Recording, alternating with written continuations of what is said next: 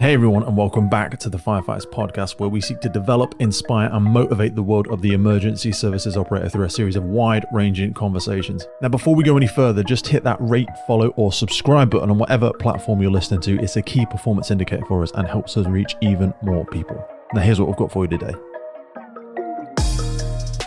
So when I was reading the brief that you sent over, you've been one of the most well-prepared guests we have, and something that immediately jumped out at me, I'd love for us to start here. When I was reading, I guess my overall pitch to the world is that whilst I'm a middle-aged white guy who is undeniably the latter part of my career in the FRS, I am more committed to change and improvement now than I ever have been, more excited about innovation, more driven by data, and I'm in a position to enable this as well as to do it. And the fact that you sort of caveated it at the end with, change that wasn't possible is now deliverable.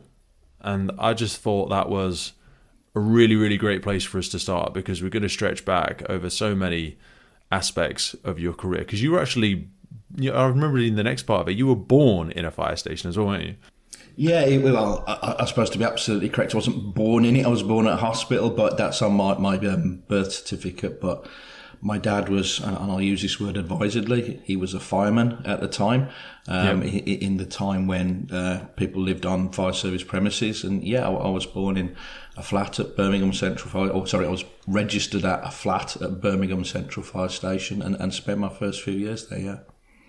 So this is the time when a lot of central style fire stations in the bigger cities, and just to connect the dots for people really early in their careers now, and certainly for people in the future, we used to have around 10 to 20 small houses or flats surrounding a lot of our fire stations. And a lot of them were interconnected with the fire stations as well, weren't they? Like the bells and stuff used to be connected. Give us a whistle-stop tour of what the setup was like for you and your family at Birmingham. Absolutely. I mean, for anybody that's been to Birmingham, particularly if you're coming off the M6 and you're coming to Birmingham city centre, what was Birmingham Central Fire Station, it's now been transformed into accommodation for the university. You can't miss it because you sort of go past it on a flyover at about first floor level. And what used to be the big red doors at the front, they're still there, but they don't open to fire engines anymore. But the whole place it's essentially a building with a triangular courtyard in the middle, cobbled courtyard with a tall tower in the middle. And literally all the way around two sides are balconies on 2 or 3 floors with flats, which used to be people's accommodation.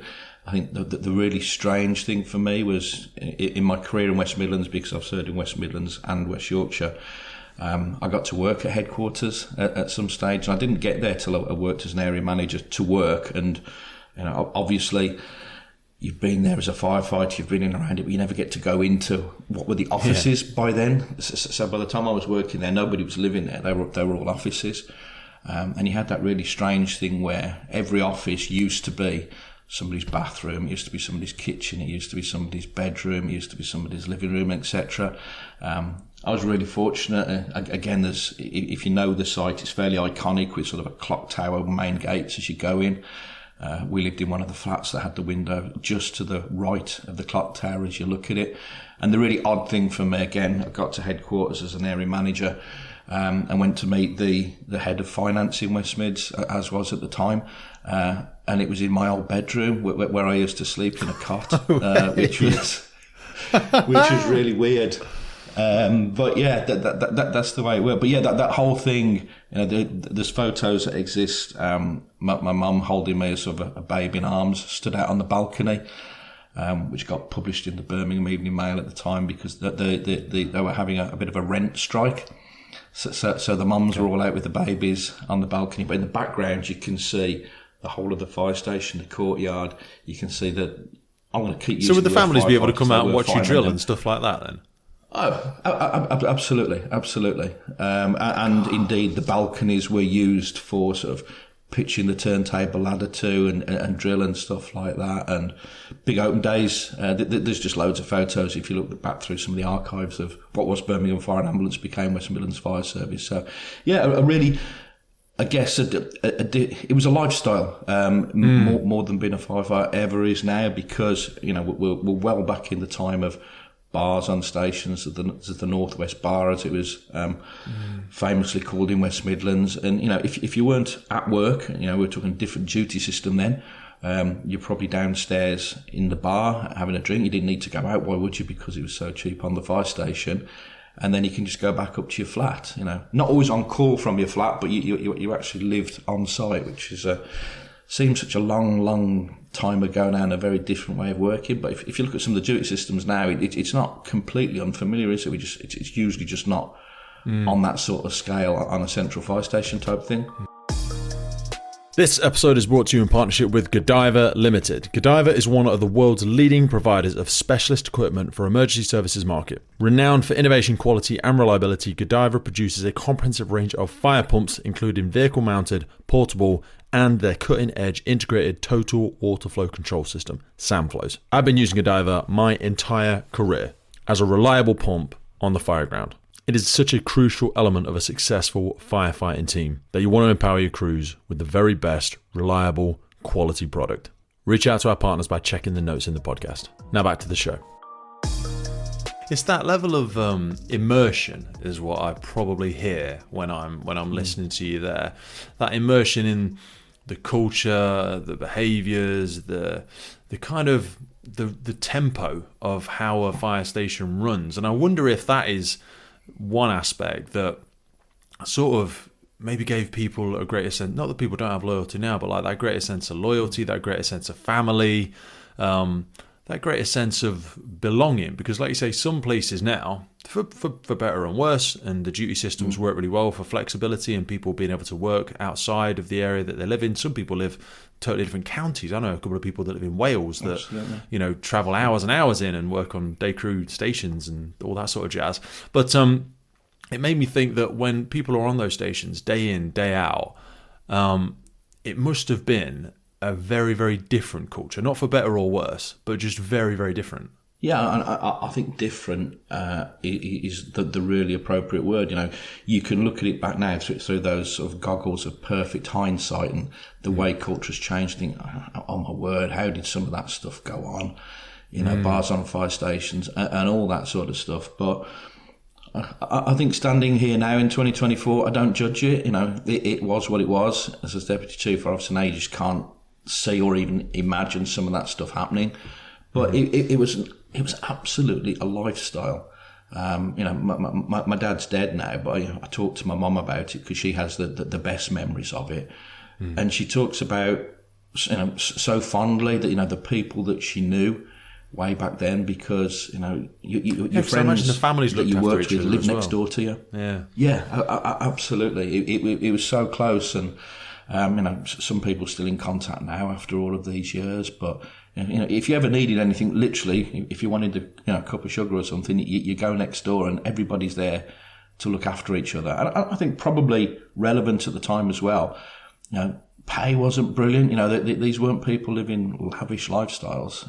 This was you were working many, many hours per week, and if you weren't at work, you were at home resting or socialising with your mates, and then you're back at work again. So it really was a lifestyle that brought people together. Do you think there's I think there's a tremendous amount of benefit in that, though, because some people might hear that through two different lenses and say, oh, but that's, it's working all the time, really poor living conditions, or you said around pay not being great. There's many ways to interpret wealth, isn't there? Very, in my personal opinion, because wealth to me is people I love, people I've known a number of businesses, some successful, some less successful, but I decided a few years ago, and the podcast kind of brought a lot of it about. I wanted to do less things better, and I wanted to have more experiences. I didn't want to just have a thing like I had a cleaning company and I had a couple of gyms, things that just made money, but I wasn't enjoying them anymore.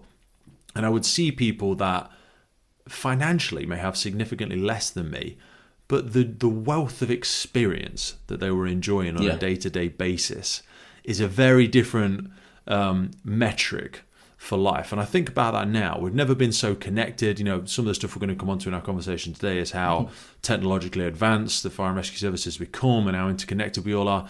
But in some ways as well, and I wonder if this is sort of walked hand in hand with the acceleration of focus on mental health and things like that, is that we've never been so connected as we are now, virtually. You and I we're not in the same place right now. We're talking online, and I can talk to somebody in Dubai on my phone in 20 minutes if I want to, or less. But we've also never felt so alone. There's something quite ironic about that. We have almost an embarrassment of riches in the technology, the way we're cared for, our whatever, our PPE, our living conditions. Amazon delivery could be here in 2 hours' time. But the community and society was a very different thing then as well. It was, and go back again to that, that sense of community. And I was young. My parents split up when I was relatively young, so my memories of living at Birmingham Central Fire Station, don't extend sort of deep into childhood. But what I do remember, it's absolutely that sense of community. You almost didn't need to go outside that triangle that was Birmingham Central Fire Station, other than to bring some food in to eat. And I dare say you could probably even have nipped down to the mess to get some food if you really needed it. But everything you wanted was there. Your friends were there. Your social life was there. Your work was there.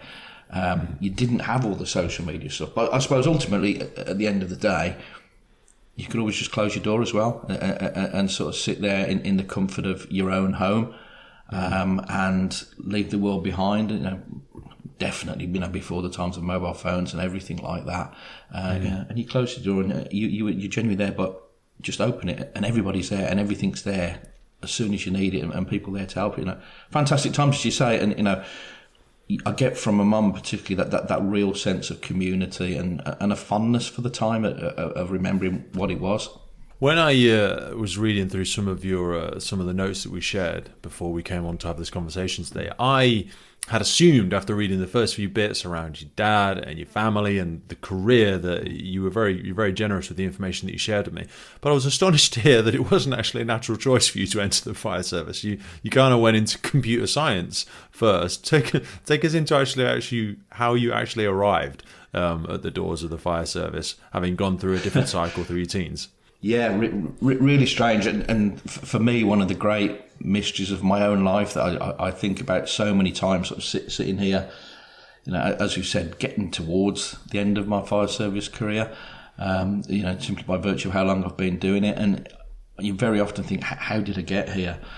So I had absolutely no ambition to be a firefighter when I was young. I went through the usual thing that you don't really know what you want to do. I've sort of checked back in my head about, where were those touch points?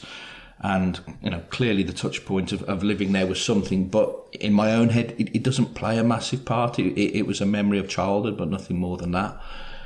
I think about, when we've moved on from Birmingham Central Fire Station, my parents had split up. We went to live in a tower block in Birmingham.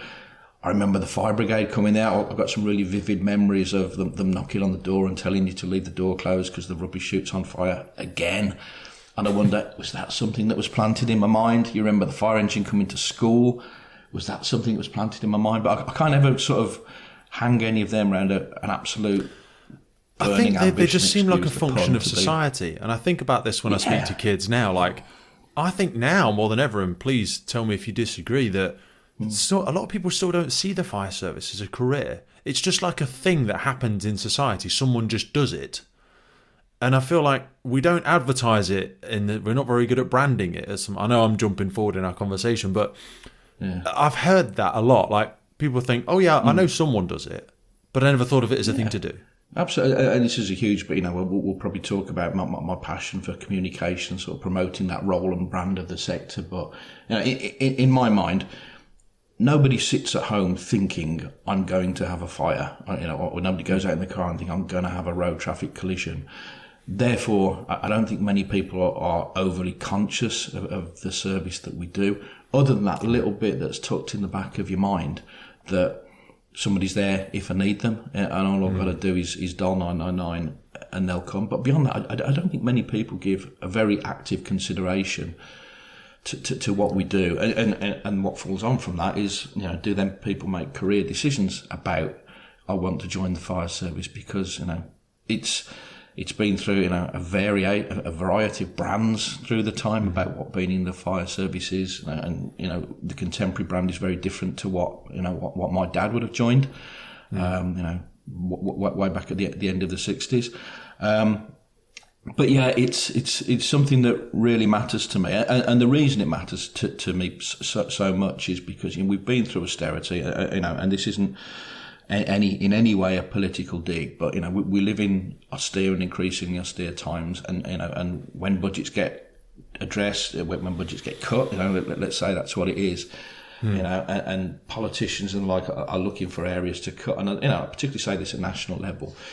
I always want it to be absolutely forefront in their mind the really important role that the fire service do. Yes, you might not need us every day. Yes, you might not even have used us in your life, but we're there if you need us, and that's why we need funding. It's all about that business about the fire service resources to risk and not demand. And it's been really clear with people, and trying to put into words that the public can understand about that. That's why you need the fire service, and that's why you need to fund and look after the fire service. There was a really great study. Was it Dan Quinn that did the study? I might have to try and misremember this, about the socioeconomic value of the fire and rescue service. And one element I remember reading about it was, we have a fire in a hotel. How many people visit the hotel over the period of a month? How many people work at the hotel? And you're actually extrapolating the cost of us not being there, the cost of not taking action. It really is exponential. And also when you look at, reducing falls for old people in private, I know I'm going down another rabbit hole here, but like the prevention stuff, the early intervention, the education, the real USP we have as a brand the thing is, it's hard to quantify, and that's what I think that study did quite well, was put it into some measurables. But we do so much. I always think of us like the bottom of the hill. And what I mean by that is, like, in terms of the standard first responders, you know why you ring the ambulance service, you know why you ring the police, because most other things the fire service deal with in some capacity. We go to a lot of the other stuff. That's why we have the bigger trucks. That's why we have more people at times on the vehicles. We don't drive one person police cars and ambulance and all this sort of stuff. We do a lot, but I think we struggle to articulate it at times. We do, and it's something that's really live in West Yorkshire at the moment. A couple of things to pick up from what you've said there. And we've tried to do some work around the economic cost of fire and other emergencies. Those that follow the way fire service finance works at the moment knows that the deal when you get your grants, etc., from central government is, here's the money. How can you be more effective and more productive? And you've got to know your baseline to be able to know that you are more effective or more productive. And we've been trying to do quite a lot of work on doing that at the moment. So I think it's really important that we do have a sense of that, and it's not just about the big red lorries tipping out the door. And I think the other thing to pick up on what you'd said there, again, something we're talking about in West Yorkshire at the moment, one of the highest volumes of calls for us is sort of attending to assist the ambulance with medical break-ins. Different people call them different things. And I think what we're seeing at the moment is, I'm not here judging. This is a simple statement of fact. The ambulance are so busy that they can't afford to attend some of these incidents in terms of time. The police are kind of redefining what events and sort of incidents the police attend. And it comes back, as you said, to there's an individual with a cause for concern about somebody who may or may not be in a property, who may or may not be unwell. And somebody needs to get in, and it comes back to us, but it's creating a massive call demand for us. And help me understand that a little bit deeper, because we're going through the discussion. Yeah. For the listener, just to help if we can. I know this is a very isolated thing, but I'll cycle us back. I've put a pin in where we were. Don't worry, we'll come back. Okay. I am a massive personal advocate. Pete Wakefield's opinion, co-responding. I absolutely love it. Feel free not to give pass your opinion if you don't want to, but I look at some of the stuff the American model do. I look at the massive needs society has. My brother-in-law is a paramedic. I really am interested in upskilling myself more in that aspect of it, and I think it is a big piece of low-hanging fruit that is available to the fire service, where, let's talk politically for a second, like, we could get a lot more funding for it, I think. Please tell me different, because I don't know nothing. I'm a watch manager from nowhere. I think it's something we have a skill set for. I think it's something we have an appetite for. I think it aligns to what we do. And I think we would enjoy doing it more so than some of the other things on the societal buffet of needs that we would Like, do you know what I'm trying to say? I'd like to see the fire service step into that more, because the NHS are struggling to recruit paramedics. It's hard to train them, and sometimes they don't last very long in their career because it's such a difficult job. I know some people don't like corresponding models. I know some services have done a lot of it. I'm a big fan of it, and I'd love to see us do more of it. This episode of the podcast is brought to you by Gore-Tex Professional Fabrics. Now, we all know the working environment of a firefighter is filled with challenges. We face serious risks on the job, such as heat exhaustion, burns, physical and mental stress, and we frequently come into contact with high levels of toxic chemicals. Now, I have been wearing Gore-Tex for nearly 2 decades on the front line, working in hostile environments, tackling challenging incidents from firefighting to water incidents and in urban search and rescue environments. Gore-Tex have a well-earned reputation for protecting professionals in the fire and emergency services through their family of highly innovative, waterproof, breathable moisture barriers that exceeds global performance standards and are trusted worldwide. Gore-Tex, going further together. Yeah, and perhaps the safest thing for me to do is to Dave Walton's view rather than the Deputy Chief Fire Officer West Yorkshire's view. Yes. So, I'll do that. Dave Walton's view is that, absolutely first responding is something I think the Fire and Rescue Service can get involved in. It's something we've had a go at in West Yorkshire. You may remember not too many years ago that there were some sort of trials run at an NJC level of emergency first responding, which gave us the opportunity to do that. We did it in some of our on-call stations. West Yorkshire has got a good mix of hold time and on-call stations, and we worked with our local ambulance service about. We're in a position now where, putting aside some of the small p, big P political barriers, we can give this a trial. Let's give it a go. And we work with the ambulance service, and what they wanted to do, no surprise, urban areas that they've got ambulances. I'll say aplenty. I'm sure they wouldn't thank me for it, but they're quite abundant. Yeah. Where they struggle is getting out to the more suburban stroke rural areas. Where we've already got our on-call stations. We've got fire stations. We've got on-call stations, absolutely. And we've got people who, that very cliched, but happen to buy into really truism that people are there, part of the community, serving the community. Because they're on-call firefighters. They're members of their community. Absolutely. Some of them earn a lot more. Well, most of them earn. They usually run a successful business, or they have a good job outside of their on-call. They ain't doing it for the money. They're doing it because they like being part of their community. They've lived there for 30 years maybe. They want to give a little something back. They're a useful person in the community with a good moral compass. And it's a way to help people, and they seem to have a good appetite for it, don't they? Yeah, absolutely. And we did, in good faith, we did the trial within the confines of the trial period, which means we started it and we stopped it, and we evaluated it, and it went back into the NJC. I think I can say pretty much without exception, without fear of contradiction, that every on-call station that did it enjoyed it. They had different experiences of it. And when we go and do station visits and speak to the guys and girls at the on-call stations now, pretty much all the time is, when's it coming back? When can we do it again? Definition of a firefighter's role, it's really topical. It's tied into the pay discussions every year. What does a firefighter do? What does a firefighter get paid for? That's the bit that will help members of the public understand what we're talking about, because it's to do with, and for new recruits and for people that won't understand what we're talking about, just to unfold that a little bit. So we're talking about, it's not part of the traditional role map, and that's aligned to and tied to the pay structure. So again, for people totally outside of the services, we have a number of unions and national fire chief councils and CFOs and all this sort of stuff, which try and keep a firm grasp on what the role map is and what we are being financially rewarded or reimbursed for the value that we're adding to society. And it is important to do that right. I don't think we should, it sounds like I'm one of those morons that just says, let's just start doing it. Well, hang on a minute, Peter. I'm not saying we don't want to do it.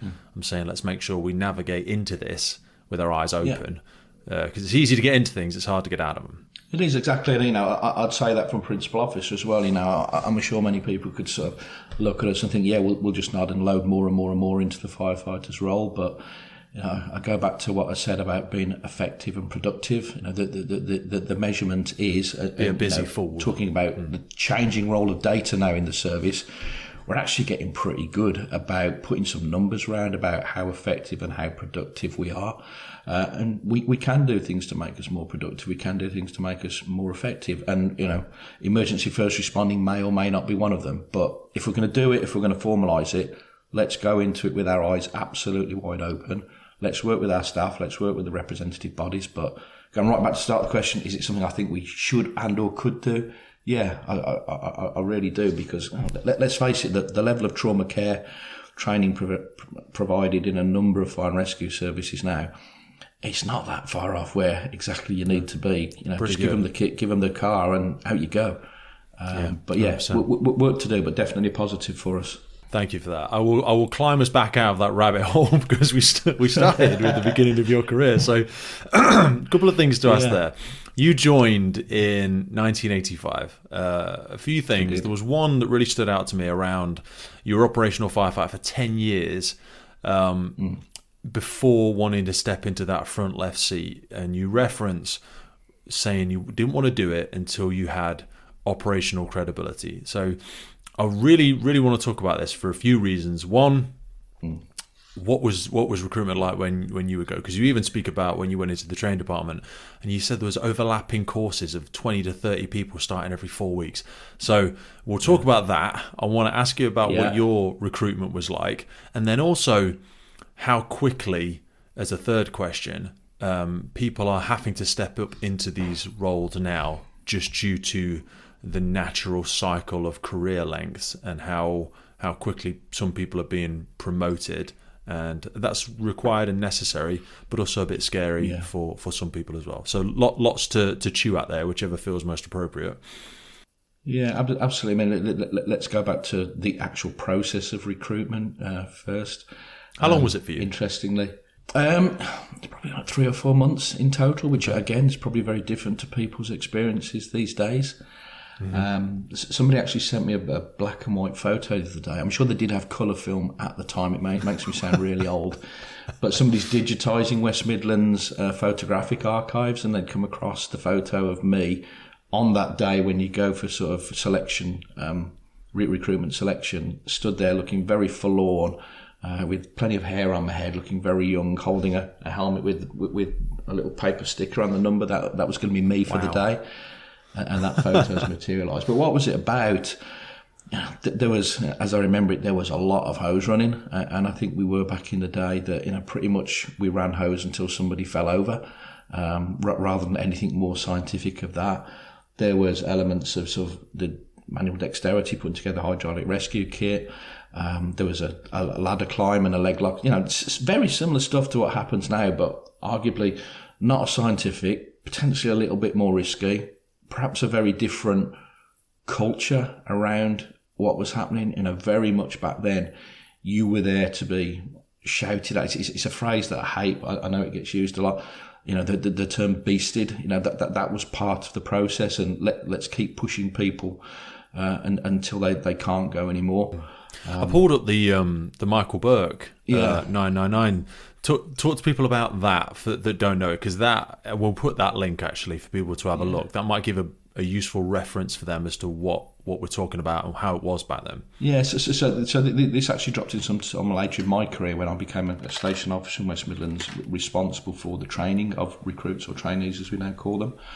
And for those old enough to remember, there used to be a programme called 999, which was a bit of it wasn't so much fly on the wall, it was a recreation of emergency service incidents. But part of that programme that they interspersed it with a real life section called Fire School, which was actually filmed at West Midlands Fire Training Centre back at the time. It was great. There's loads of positive stuff in there. Loads of positive stuff. When I say that, because people might go and look at it, what I mean is giving people a look inside, a look behind the doors. I'm not talking about what they were doing or how they were doing it. Or That's not what I'm talking about. Talk about the fact that it just felt like we were more open. Yeah. And people will go, yeah, Pete, well, that's why people got sacked. And people, well, look, no, they got sacked because they were doing something wrong. Yeah. It doesn't matter whether anyone was seeing it or wasn't seeing it. If it was happening, it was happening. But what I'm saying is, where I think, and this talks about our branding bit again, the military are so great, and they're really good at letting people in and showing what we do and stuff. And we've got a great brand. We've got a great product. We have in the fire and rescue service. Just need to open the goddamn doors more, and that's kind of sometimes what the podcast is a little bit about. It is, and jumping around all over the place. That 999 show led to some observations that perhaps things weren't done as fairly, as equitably as they should have done. A few people moved on. I got moved into the department as a brand new station officer with a brief to sort things out. Or perhaps we'll spend some more time talking about that. Yeah. But yeah, I agree. And again, recent experience in West Yorkshire, we got an opportunity to work with a company called Wise Owl Film Productions. And some of your listeners may recall Yorkshire Firefighters, which went out on BBC Two a few years ago. Absolutely, when presented with that opportunity, let's do this. Let's open the doors. Let's show people the fantastic good that we do. Again, links back to that. Most people don't think they'll ever need us, but let's really plant ourselves very firmly in their mind about this is what we do. We're good people. Particularly, perhaps more important now than ever, given some of the very negative culture stuff that's out there about the service. And bad as that is, there's another side to what the fire service is about that's important to put out there as well. But as a service on a very evolving journey, I think it's really important. And I think that there are a number of documentaries out there or sort of dramas. We talk about London's burning. There was one called Steel City Blues, if you remember that one. Yeah. That sort of marked particular times in the London's development of the fire service. That was great. It was. I loved it. It was a TV show. It was dramatised for effect, but it just put us in the public psyche and the consciousness about this is what we do. And people want to cheer for you. Yeah. Sometimes I look at the Americans and how patriotic they are, and some of that's come as a result of some of the tragic incidents they've been to. But we've had our own set of tragic incidents. Yeah. But it's almost like people want to acknowledge and people want to celebrate and thank their first responders. But you need to give them a lightning rod to cheer for sometimes. Not as in like massaging your ego, but just show them what you do. Yeah, and you'll be astonished how much you'll get. The odd person say something ridiculous because that's what social media is. Yeah. But most of them will go, really appreciate what you do. Yeah. Really, really thanks for what you do. Absolutely. And that's that. People don't do this for the income; they do it for the outcome. Usually, most people that join this thing, they're not joining it to get rich. No, you go back to where we were a few minutes ago about those 10 years working as a firefighter before I chose to get promoted. Part of that was very much that conscious decision about credibility, but let's be really frank, part of that was because I was absolutely loving what I did. I joined the service, despite not really knowing it's where I wanted to end up. I'd ended up there, and I thought, wow, this is me. So how old were you, sorry, when you joined? I was 18. 18, okay. Yeah, the fire service was my first and has been my only proper job all the way through. I think that's a privilege. Others talk about life experience from elsewhere. I think the good thing is the mix of people that we've got. But soon found myself, started off at a choir station, which I worked there for a couple of years, and the story always was, just get this under your belt. It happened to be at West Midlands at the time. We had pods, demountable units. We had all the demountable units, so the station itself as a pump was pretty quiet, but you got the demountable units, and you got to go to a lot of the really significant incidents, so that was great. But then so when we say demountable units, for people that don't know, because I always have to remember that we've got a lot of people that don't know what we're talking about. We're talking about specialist vehicles for particular. Just give us a little bit of a dip in the toe of what that meant to you and what would have been on some of these rigs. Okay, so basically the functionality of demountable units revolves around a lorry chassis with a hook on the back. I'm really unkindly going to call it a skip, but that's probably the best analogy that people will understand. That's what it looks like when you're dragging it on and off. So you can pick the best skip for the incidents to stick on the back, but let's put the skip terminology aside. So these demountable units now are boxes. They're often curtain-sided, usually. But back then we had what was called a major rescue unit, which is kind of, I guess, the early days of what we would now call urban search and rescue. Yes. With the type of capability that was on there as well. We had a foam unit. We had a HAZSUBS unit, which was, let's call it DIM these days, just to put it in fire service context: detection, identification, and monitoring. We had a damage control unit, which was, there for salvage operations and stuff like that. Shoring and big sheeting and all that. Seemed to be a much bigger thing back then than it did now in the way we provide for it, but we do it different ways. But we had a general purpose unit. We would, and basically, the more significant incidents, part of the mobilisation would be you picked up whichever box, whichever demountable unit was appropriate to the incident. Off you went, dropped it on the floor when you got there. As a crew that went with it, you were the people that knew how it worked, and the special bits of kit on there. But equally, some of it you were just transporting stuff for other people to use there. We talk about damage control. It's foam not being rocket an science. example. Just masses of foam to drop off at a chemical unit or something. So it was great grounding in my early service just to sort of get some of that under my belt. But then I went on to serve West Midlands Fire Station called Sheldon Fire Station.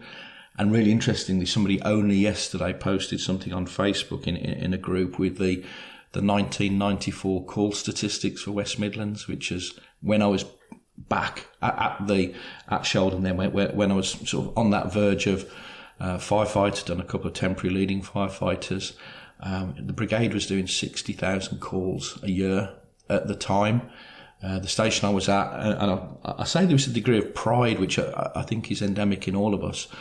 We were the busiest fire station for fires, and it's really interesting because already on this Facebook thread there's a bit of a friendly argument breaking out about everyone was. There were busier stations, but you just went to false alarms. We can very proudly say we went to fires, and we went to more than anyone else. And I guess very cliched. That's where I learnt my craft. Mm-hmm. That's why I was loving what I did, and I think that's where I developed that sense of really wanting to get to know the job before I made any progression. And I always talk about that there's something which some people just laugh at, but this really mattered to me at the time. The procedure back in West Midlands at the time, I don't know if it's the same, and I don't know if it's the same in other services now, was at the end of each shift or partway through, you had to fuel the truck up. And the LF fuel it and wash it. Absolutely, the LF actually had to do the LF actually had to do the fueling, and I didn't want to be in the position where I had to, if I was the LF, where I had to get somebody to move it to the fuel pump for me because I couldn't drive. So part of it happens was a lot now. Yeah, a lot. It was. I think that. Talk to me about that. What do you think about not having to drive? I think everyone. We should put that into the contracts.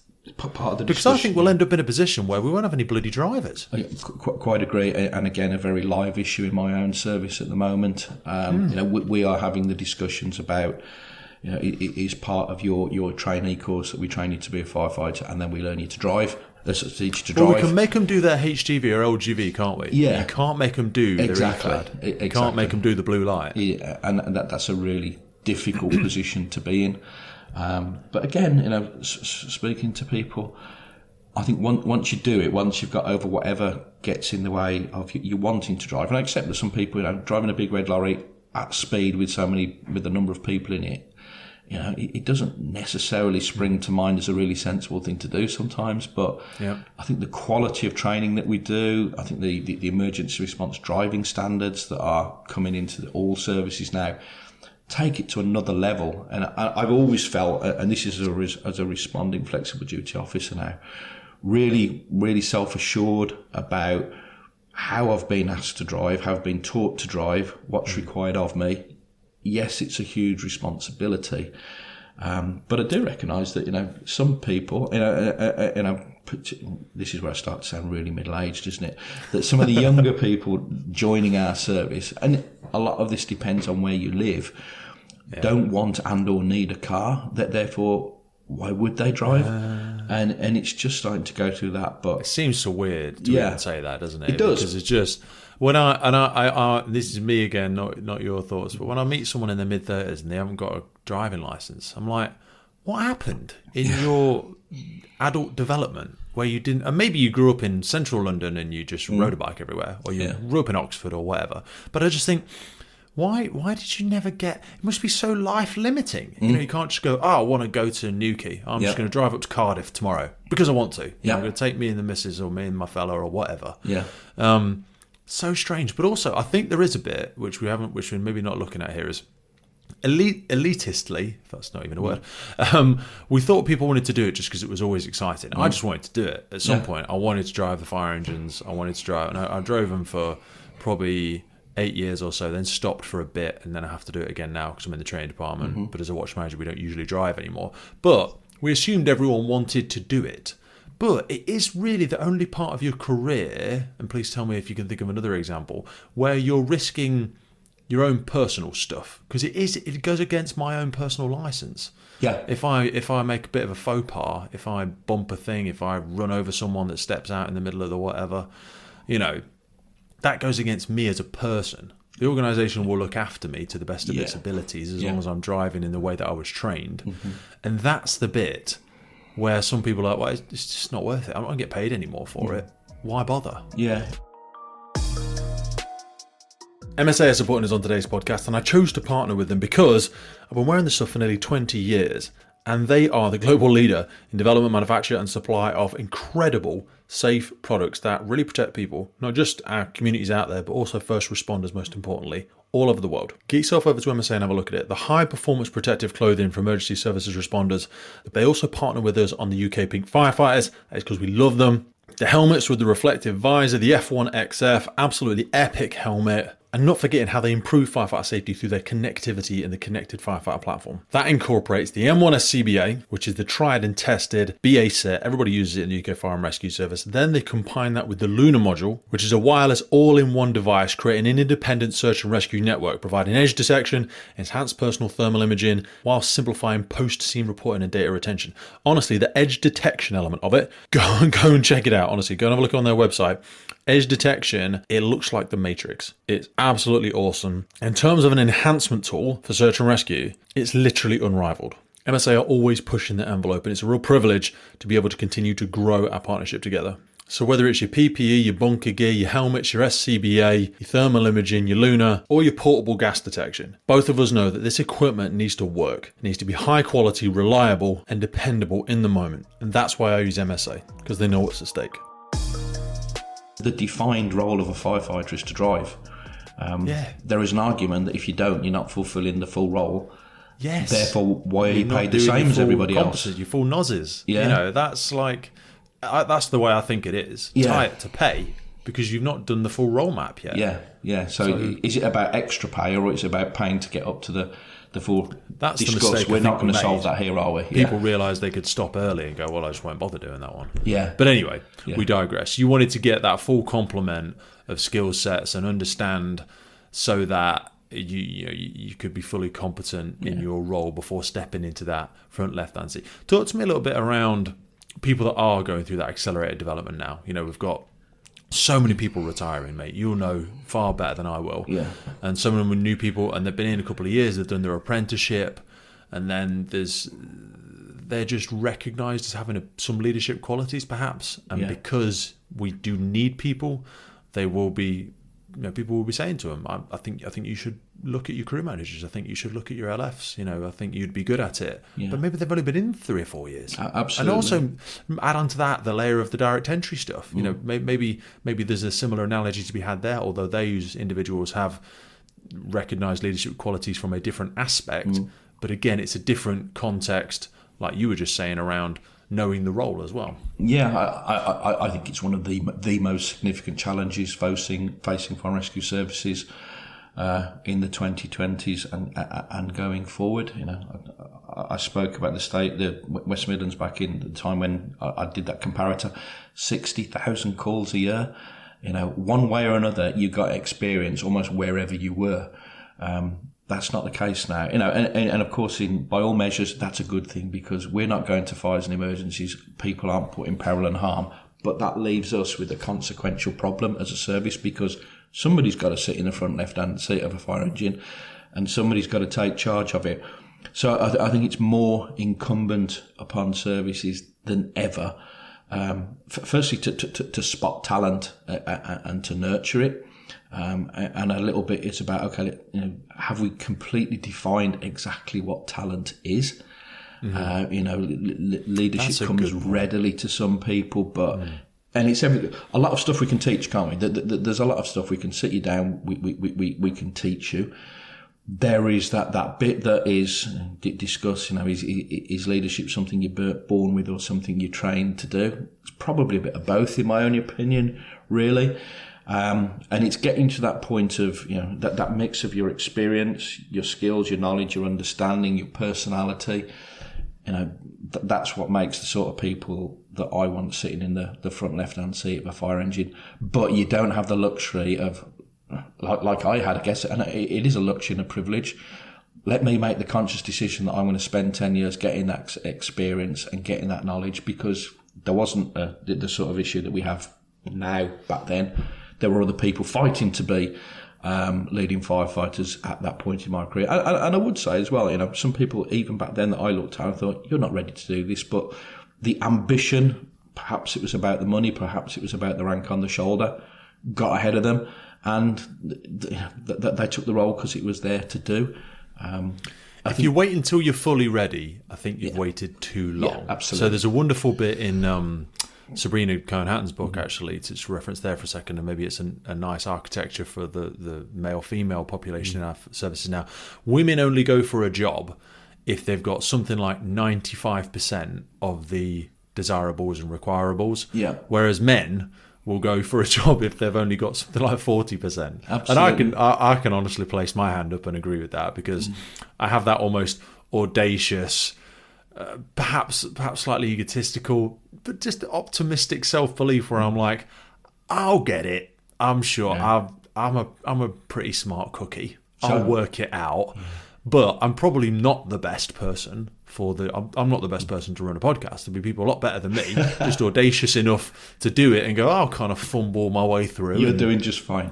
It'll be all right. Yeah. But that preparedness that people need to have for it. And I wanted to ask you that, because I always use the terms soft skills and hard skills when I need to think of a better wording for it, because soft skills implies lots of other negative connotations. But the hard skills, like you say, learning to do the job, learning the practicalities, pumping ladder, and how to fill out the incident command log, all that sort of stuff. The soft skills, or the emotional intelligence skills, you said about recognizing leaders and things like that. From everything I've just said there, like how do you recognize leaders, and how did you develop those skills yourself? The hard skills are obvious, we teach you those. The softer skills, the interpersonal skills, that's a bit hit and miss. I know some people at various levels of leadership who are, they're managers, they're not leaders, they're emotionally disabled. Some of them, it would appear. That probably is a bit offensive, but they don't seem to have a lot of emotional intelligence, some people.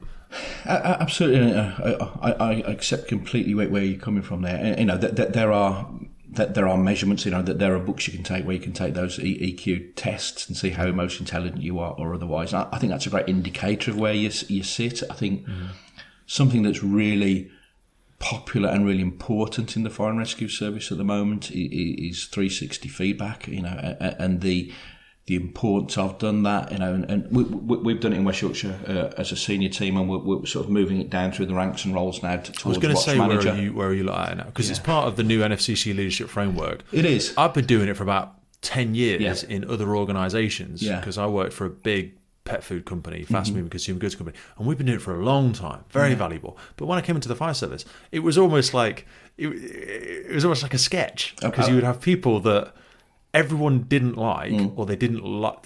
No one likes Dave. No one likes listening to him. No one likes working for him. But he ticked the boxes in the interview. He said the right things. Yeah. But everyone's like, but no one trusts him. Absolutely. No one likes him. And I think for those that might be listening that don't know exactly what 360 is, because I think it's really important to do.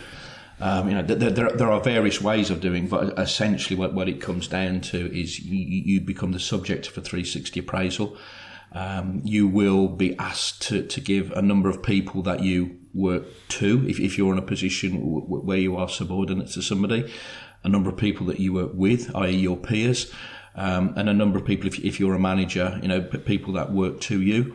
And depending on what role you do it in, as a principal officer, we'll do it with partners outside of the service that we sort of lead and manage outside the service.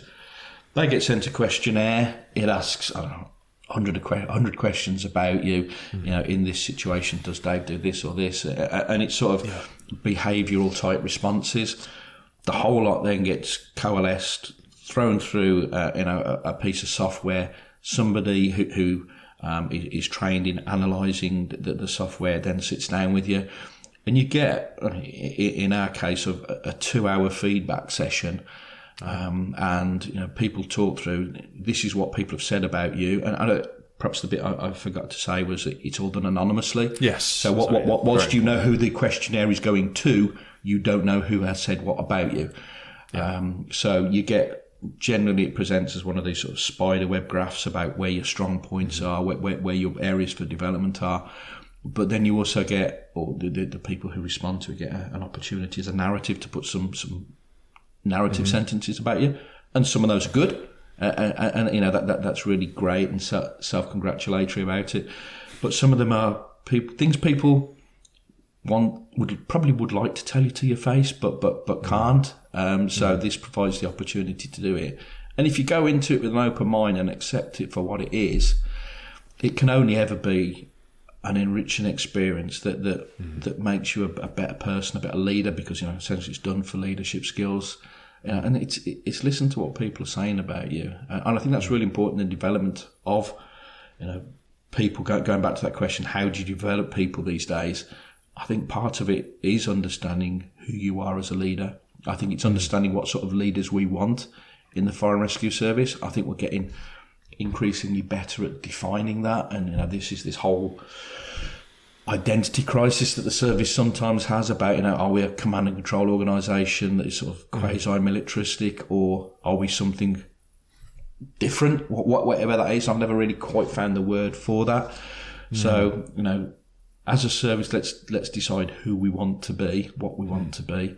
Let's find the people that are good at being that, the people that promote those values, that have those behaviours. Let's put them in the positions of leadership. Where they're not getting experience from incidents, this is where VR and simulation and more creative ways of giving them experience comes. Let's maximise every single incident we do get and squeeze the learning out of that. Wrap all of that together. I think you're getting somewhere towards where we need to be, but let's not pretend there's so many easy. Threads to it, isn't there? It's very difficult, and I've heard different arguments, frustrations, complaints, ideas of different ways to go about this, because a lot of this is being done at senior leadership levels at the moment, bringing in the NFCC leadership framework, trying to encourage things like 360 feedback. One argument I hear a lot is shouldn't they already know at that level? I.e., isn't this better applied at the... Because some things, like as an example, if we sent you or someone at your level with 5 or 10 years or less left in their career, sent you on a big expensive course to do some great personal development to basically be able to use when you leave, because there's very little of your career left. And whatever damage is or isn't done, it's kind of done. But the other side of that coin is you are an individual, and people in your similar ranks are people that have a great deal of influence on other people. So the actions, behaviours, values, the way you lead, with the greatest respect, is almost more important at times. Sounds a bit harsh. It's not saying that other people aren't important, but it's like you have a greater influence over a greater number of people. But then my concern is, in order for that big cultural change to happen in our leadership development, the people at station, group, crew area, or all the way back down, watch, crew, back to firefighter, they probably won't get that development for another 3 or 4 years at best. By which time they may have already gone through another series. And this is one of those damned if you do, damned if you don't. Because they'll have already gone through another 3 or 4 promotion processes, and will accidentally have let some of the good ones through and some of the less good ones through with the new metrics that we've come up with. That's probably not even a question in that. It's just a bit of an impossible problem that we find ourselves in. It is. I was actually talking to a colleague just this week about a very similar thing. We were talking about the executive leadership program that exists within NFCC. And this individual's recently attended the ELP.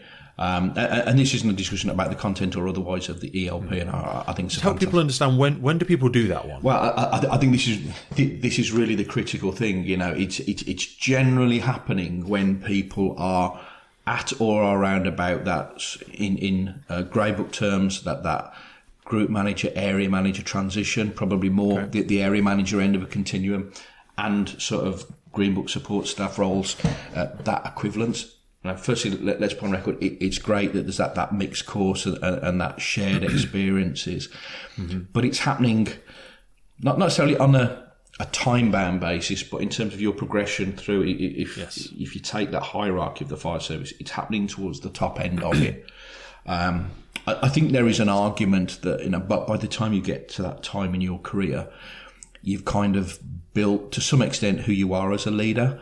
And that's absolutely not to say that the course can't change you and inform you and make you reflect. The neuroplasticity becomes a bit less. It does. With really the concrete set a little bit by then, hasn't it? It does. That's a really good phrase. And the discussion I was having with somebody this week is about where is the course that sits earlier in somebody's career that starts to, I'm going to use the word shape them, because and it's not mould them and turn them into reproductions of exactly what we want. It's to provide them with the time to think, because for senior leaders, one thing you often hear people say is the ELP, Executive Leadership Program, is just a chance to step out of work, step off the hamster wheel, and just think a little bit about what you're doing, and that is such a valuable thing to be able to do that. Should we be presenting similar things earlier in people's career? And there's a lot of work going on to do this.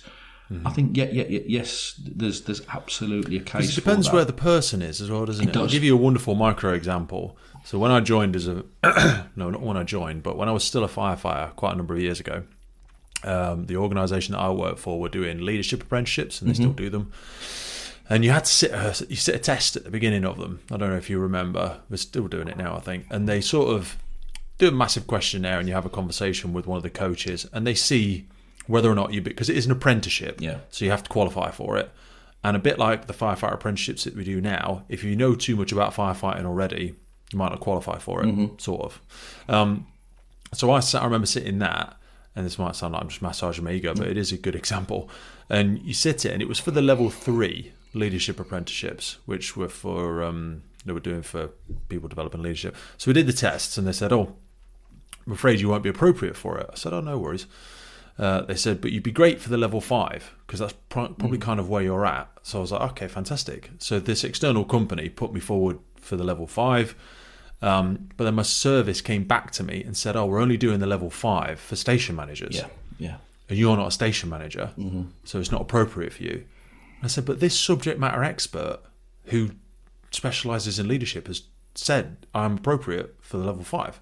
They said, there's no point in me doing the level 3, but all the record will show is I didn't do the level 3 and I didn't do the level 5, but other people did the level 3, but you wouldn't let me do the level 3 because it wasn't appropriate. But you wouldn't let me do level 5 because I'm just, for whatever reason, not that right. And then this is not a get the little tiny violin out, but I'm sure mine is one example of many where it's kind of meet the person where they are at their personal stage. Because I could be a 50-year-old male, I could be a 40-year-old female that's ran a big organisation, and I just so happen to join as a firefighter. And maybe that's a nice entry into the conversation around direct entry as well. Yeah, absolutely. And it's something we've looked at in West Yorkshire.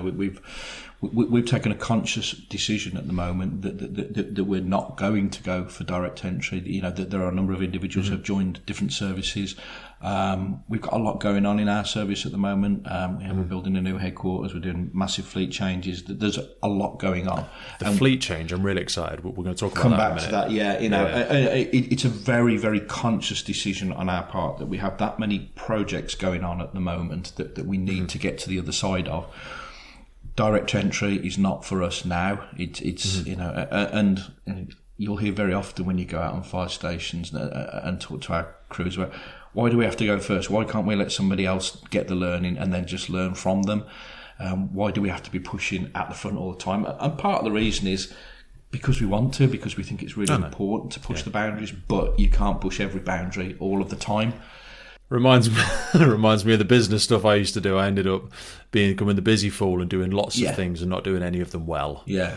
just because you want to. It's the whole, if you ever do the bell bin stuff, like you have too many starters, no finishers. Yeah. Someone that just wants to start loads of projects and start lots, but you need to complete a finisher. You need the person that sees the thing through as well. Otherwise, you've got lots of half-built foundations all over the place. Absolutely. And we've taken a really conscious decision because, we run a program board within the service where we look at all our projects together. Mm-hmm. We know we are busy. We've got people doing many sort of project-related jobs that we need them to focus on. We need to get some of the really big ticket stuff ticked off. The service will be in a fantastic place when we've done it. We're in a good place now. But that's why we took a decision around direct entry, because direct entry as an NFCC program is here and now. It's just not the time for us now. It's something I'm genuinely watching with real interest. We could rehearse all of the arguments that go around about direct entry. I've heard them. I've made some of them. I think it's part of the solution to the problem that we alluded to about generating new and emerging leaders and bringing the diversity into the service, both at sort of a demographic level of diversity, but also the diversity that comes with people having done different things in different settings and bringing different approaches. And I don't eulogise about it. Let's be honest, it's not always better that they bring, and it's not always better that we've got to give. It's the bit in the middle, that the Venn diagram where the circles overlap. Where you get that's where it happens, isn't it? And that's where we make real change to the service. You want change for progress's sake, not change for the sake of change. Absolutely. People hate that. Yeah, they do. Absolutely. People can be guilty of it. Yeah. I want to jump forward a few steps for us. You went through a series of not leaps like we see today, but we moved through a number of ranks. One of the incidents you referenced was of real interest to me, because as you moved through your ranks, you said you spent a lot of time in the training department. You did GM, the City of Coventry Commander, area manager, head of emergency response. Talk to me a little bit around the work in Hazmat, because this is something you've played.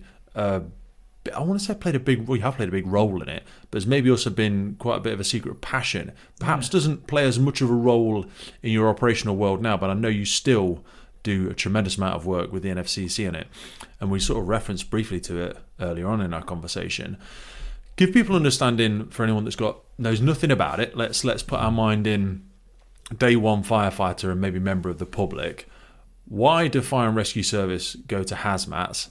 And then take us logically through that cycle of what things were like when you started and some of the work you're involved in now. Wow, big question. Okay, yeah. Why do we go to Hazmat? Surely that's the Environment Agency. Why did the fire service go? So let's start off. As an emergency response situation, the fire service is trained and equipped to attend incidents where, let's use the phrase chemical. It's a bit of a catch-all for a number of things. A chemical has spilt or is escaping and is presenting a hazard to the general public, which an owner, an operator, a driver, etc., can't readily do something about. So that emergency situation needs to be managed, and we need to stop it getting worse. And that's where we step in.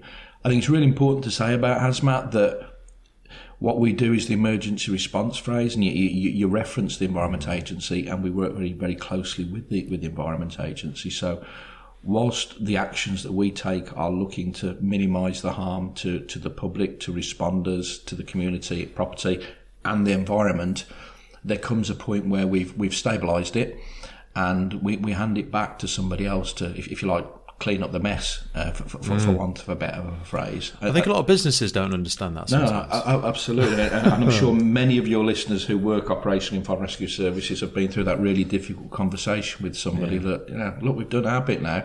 You're going to have to show what am I supposed to do with it now? Yeah. Well, you're going to ring a professional company and pay them a lot of money to deal with the mess you've created from mismanaging your site. Absolutely. Really. Yeah. And I guess in my world of Hazmat, starting back, let's go back to when I started my career. Hazmat was pretty rough and ready. We had a splash suit and a gas tight suit. You'd have an officer that came along, and we're talking about variously titled now. Let's call him a Hazmat advisor. There are different names for that role now. who had been on a course at the fire service college, who knew a bit more, and perhaps brought some litmus paper with them, or knew how to reference the placarding systems or retrieve the information. I don't downplay that, because it is really important. And I think it's also really important to recognise that hazmat incidents aren't a major driver of demand in the UK Fire and Rescue Service. But getting it wrong when you go to one, because you will go to one, and you can go to some really big ones, can do some real genuine harm to people. So it's important that we're trained and equipped to do it, and it's important, that we have that extra layer of individual who provides, on an emergency response basis, a fire service contextualised support for a first responding crew, and let's call that the hazmat advisor. And that's when you've gone to the college to do it. I think most services beyond that usually have reached back to there's a number of companies that do this, where we call it reach back, when you can phone an actual chemist. There's National Chemical Emergency Centre who take you through those escalating levels about, look, I'm not a chemist. I know enough to know that I've got a problem. Help me out when I'm doing it. So my own personal journey in it is became a flexible duty officer in West Midlands, station manager, ADO at the time. Went to the Fire Service College, did a 5-week course, which probably one of the most 5 weeks. 5 weeks, wow. Yeah. That's the way. Long. That's the way it was at the time, and probably one of the most difficult courses I've done, because it throws you into some quite significant chemistry. So it's a course that mixes the chemistry of what's going on with the practical solutions to what to do when it's gone wrong. And all of a sudden, after 5 weeks, you come out with the ability to wear what at the time was a high-vis tabard with hazmat officer on the back. And you are the font of all knowledge, and you know everything to do with every chemical incident going, don't you? And I always describe the first incident I went to. Literally, I'd been back from the college 2 weeks. I was on the run as a hazmat officer. I turned out to an incident in Birmingham. You could see the glow on the horizon miles away, and it was a yard stored chemicals in IBCs. It was on fire. I pulled up. They teach you at the college, when you're a flexi officer, don't chuck your kit on and run up the road towards it. Stop, have a look, have a think, and then make your way up to it.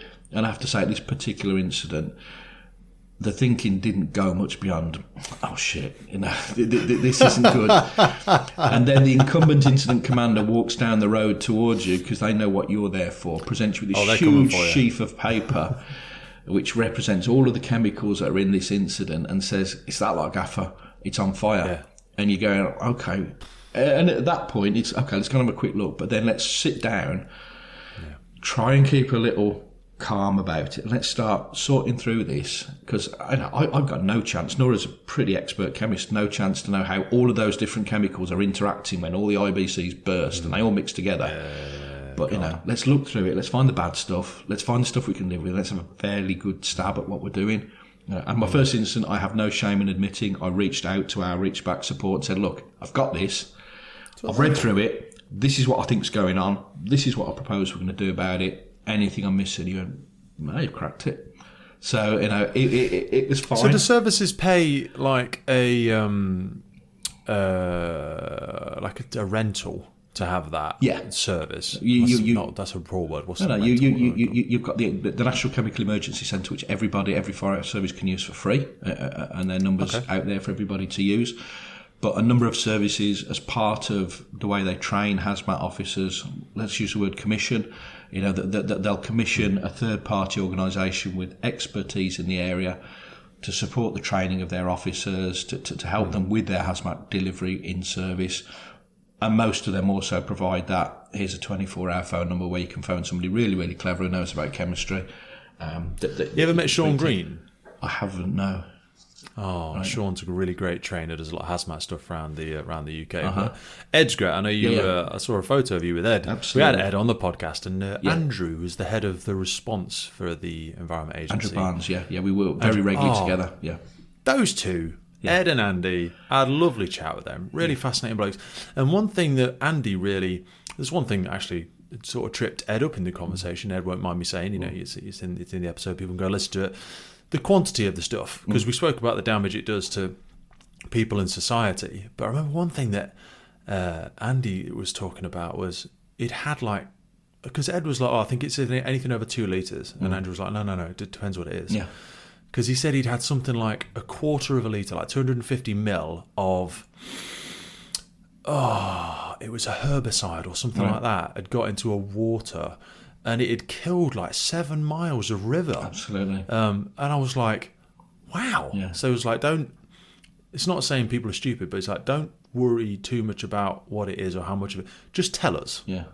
Just tell us anyway. Yeah. And we'll tell you. We're not going to say you've done it wrong and it's your fault. Just tell us what it is. And we'll tell you if it's something to worry about. It is. It's the things that people often forget about as well. One of the worst spills you can have environmentally is something like milk or orange juice, because that if it gets into a watercourse, it affects the biology of the watercourse. And it's something. Yeah, you can literally drink it. That's never a hazmat, is it? Yeah, the wrong place, wrong time. It's absolutely a hazmat, and it's going to do a lot of environmental damage. He was saying that to me about milk because it's bio-food, effectively. It feeds all the algae or something in the river and then takes all the oxygen out and kills everything. Absolutely. But it's only milk, isn't it? Like that effect. I was like, wow. Yeah. So it's understanding that. So I guess my interest in it was piqued by that particular incident I'd gone to. I thought, I really like this. Then the national resilience capability of DIM, detection, identification and monitoring, came about.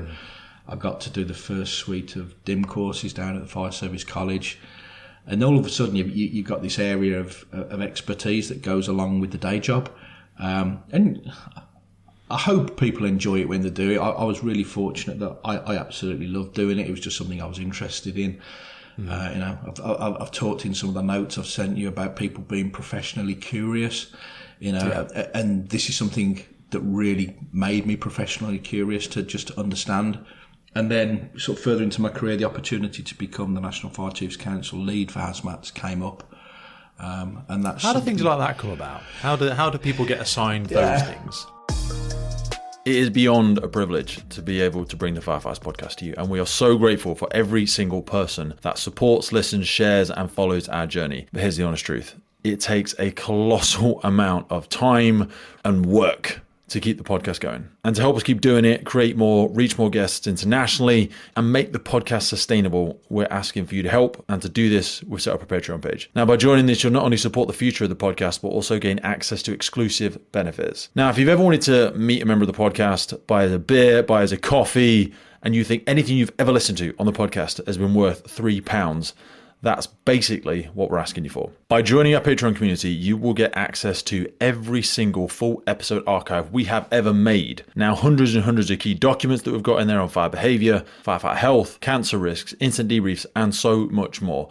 A growing collection of valuable resources to help you learn and grow. So by joining the Patreon for just £3, you'll unlock everything we've ever created alongside discounts on merch, your support in whatever way, dropping it in the WhatsApp group, sharing it on the local newsletter, whatever it is. It's incredibly valuable and we really do support it, and we need it to make it a long-lasting resource, that legacy resource we always talk about for first responders, firefighters, and everybody everywhere who's ever been interested in joining the fire service or who absolutely loves the job. Now, if you're already supporting something, as many people do, it's totally cool. You can still access the podcast for free, and you'll always be able to access all the new episodes for free, but we're asking for your help to make this sustainable. And if you want to do something free, follow us on our YouTube, subscribe to it, rate us on Spotify, whatever platform you listen to, and we want to keep growing, we want to keep sharing the insights, and we want to keep showcasing the incredible work happening in our community and our sector. So if you feel like you want to join the Patreon crew and help us make this possible, head to patreon.com/TFFPC or check the link in any episode podcast notes. Thank you for supporting us. We'll see you on the other side.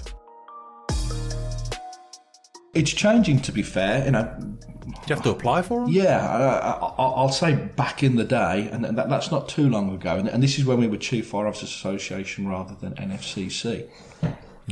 It pretty much was, principal officers, most people have an NFC reference as well as the day job. Okay. You don't get paid for it, you don't get time off it. It's hopefully and generally something you're interested in. And then when those vacancies came up, you sent in an expression of interest, and somebody in CFO decided, Dave knows his stuff, he can do it, he can be it. And you pick it up from there. And even back then, it wasn't quite defined about exactly what it was. You are the, back then, CFO or hazmat lead. So what? What are you going to do? Of late, Don't send you on any extra courses or no, absolutely not. Different people get your phone number. People like the Department for Transport, Hazardous Goods Division get your phone number, and they'll come to you for advice, and you get some European and international contacts. And when CFO or NFCC gets an inquiry, I always remember if you remember the tragedy in Beirut when the ammonium nitrate exploded, a phone call came into British government. They wanted some advice about Hazmat. And it came via NFCC, which came to me, and you think, oh, wow, bloody hell, where do we start? I'm not going to pretend we solved Beirut Harbour for them, but we were able to make some contacts and make some links together. But National Fire Chiefs Council lead officers now, there's a more rigorous process when you apply for a role, and there's a small committee that looks at, that these are the people who've expressed a desire to do a role. Are they suitable for it? Where can we support them? What is expected of them? Do you think it's fair that they don't get any additional pay or support for it? Because that doesn't sound fair. I could sit as a principal officer on a decent wage and say, yeah, I want more money. I'm absolutely aware of how that would wash out. It's not about giving you more money as such. It's just the fact that it's time taken away from your service as well. You won't be doing your normal day-to-day role, which all of your colleagues need you to do, because you're going to spend time doing this other thing.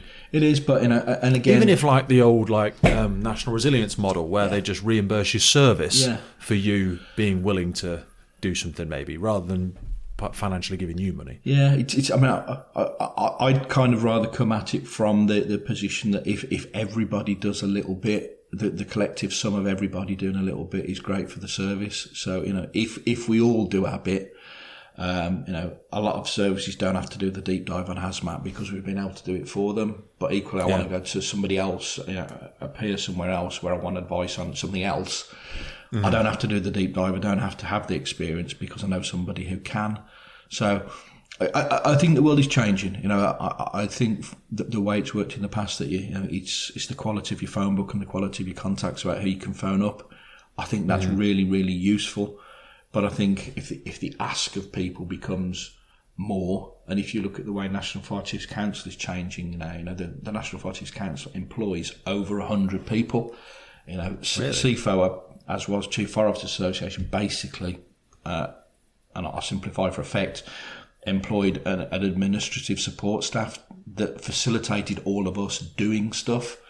So I think it's probably happening quite invisibly to many people about the very professionalisation of National Fire Chiefs Council and what it delivers and where it delivers around standards, national operational guidance. How does it work? A genuine question from me, because it might be a similar question from everybody else. And again, we're way off into the woods here from our conversation, but we'll spend a little bit of time here and we'll come back.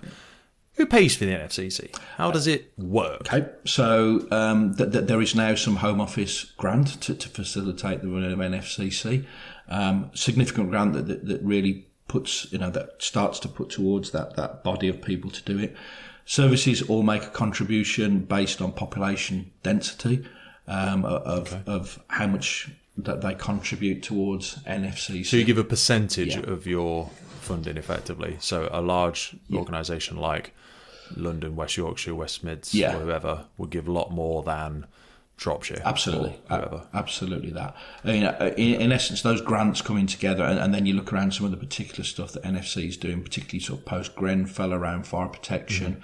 There's extra money comes in for stuff like that. And I think one of the things that National Fire Chiefs Council is looking at the moment is, we are looked on and respected across the world. And I think we can say that without fear of contradiction. And a lot of what we've done in the past, let's take that, that phone call about Beirut, but let's equally say national operational guidance, which we used to just whack on a website and whoever wanted it anywhere around the world can have it. The discussion now is about monetising some of that because, nobody's awash with money. Let's take that expertise that we have, that we collectively deliver, and let's make Was it a few months ago when they started putting passwords on NOG? Yeah, absolutely. Yeah, that was annoying. Yeah, but I get why we did it. I only have to put it in once. Now it remembers it. Yeah. But I was like, why are they doing this? Yeah. Another bloody password to remember. But now I do get it. The perfect example of that, I was at a conference, with Ed Sullivan from NCEC, and we were talking to a guy who was at the Fire Service College from one of the international brigades. And the discussion came up between myself and Ed that I'd been involved in the writing of the National Operational Guidance for Hazmat, and I had a really good chat with this guy.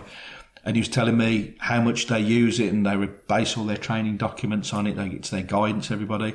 And happy days, it's completely free. But looking from his perspective, why wouldn't he? I know. We're not looking to make loads of money out of it, but there is, there's a monetary value. Perhaps going back to your question, it's intellectual property my time, of the UK economy, of the UK Fire and Rescue Service. This is where a lot of it started. Yeah, and we're very poor at a lot of things, but we're also very good at a lot of things. We're very good at procedure and policy and articulating what we want it to look like and how we should do the thing. We're very good at doing that, to be honest with you, and respected for it. So let's we're not looking to make our fortune, but let's at very least cover some costs. Because what they then do is, if we keep doing the things the way that we do them, and we're allowed to, or we do recover some costs, we can do more. We can stretch the UK Fire and Rescue Service further, and expand what we work on. What's the competitions? The RTC competitions, UCRO. They were very good at doing that. They did that with their website, didn't they? Absolutely. And I think we're often a bit shy about it, aren't we? As well, we're a public service. We can't make money out of people. I think as long as we don't sort of rip the pants out of it, let's cover our costs at least. I think that's maybe a good framework for. When you were working in West Mids as the training staff, you used to train a lot of other organisations as well. You used to train other staff. Talk to me for a second around. Obviously, we had Dominic Wellman on from the college, the evolution of the college, the different ways in which we train. Everyone's kind of doing their own thing a little bit now, and in the last 5 years, we've seen the regeneration of the college. We see services training other services in incident command, in driving, and stuff like that. What do you think good looks like when it comes to firefighter training and development? Using the college versus using other mechanisms versus services doing it themselves, and maybe also under the umbrella of wanting to keep the UK Fire and Rescue Service held to the same standard with things like SFJ and the NFCC do their version of the apprenticeship sign-offs as well. Talk to me a little bit around standardisation and wanting to make sure we're all holding each other to that standard. No, and thank you for saying, we're sort of putting that at the top of the list, because I think that's the important thing. And again, I'll very quickly nip back to hazmats, but then we'll come back to the sort of wider point that you make. When I became a hazmats officer back sort of early 2000, something like that. You went to the Fire Service College, you did the course, and you came away with the qualification that you were a hazmat hazmat environmental protection officer, an HMEPO. And not that it happened because of the role I was doing. If I moved from West Midlands to West Yorkshire, as I did, they knew what they were getting, because I was an HMEPO and I had done that course, so therefore everybody knew what I could do. When the college went through let's call them its changes, we can call it I'll use the word decline, because I think it was at the time, and it changed so much. A number of other providers came into the market, and this is not me saying that those providers aren't good, because many of them are excellent. But you could go to commercial operation X and become hazmat advisor. You could go to commercial operation Y and become hazmat officer. Different words, basically the same thing, based around the delivery of the National Operational Guidance that we had written. But there is, and it remains to this day, no fixed and set standard about this is what a hazmat officer is, and then is interchangeable. I'm not saying that we're all a million miles apart. I wouldn't want people to think that, but for my mind, part of where we go is you get that absolute standardisation and interchangeability. Go back down to firefighters. I think it's really important that you do that at that entry level to the service. Of course, there are isms, there are local isms, but essentially, big red lorries, ladders on the roof, water in the back. There is a a fairly finite range of things that you can do. Yes, the big red lorry might work a bit differently, but you can deal with that. Firefighter development program everywhere should look pretty similar, shouldn't it? Absolutely. But, going back to those days when we trained a number of services in West Midlands, I think at peak we had sort of 6 or 7 different client brigades. Again, really different language for the fire service because they were clients of ours. And we mixed them in with the West Mids recruits. We trained everybody using the same kit to the same standard. And my understanding was that, when they went back to their own brigade, they had a week or a couple of weeks, depending on the differences to do the isms.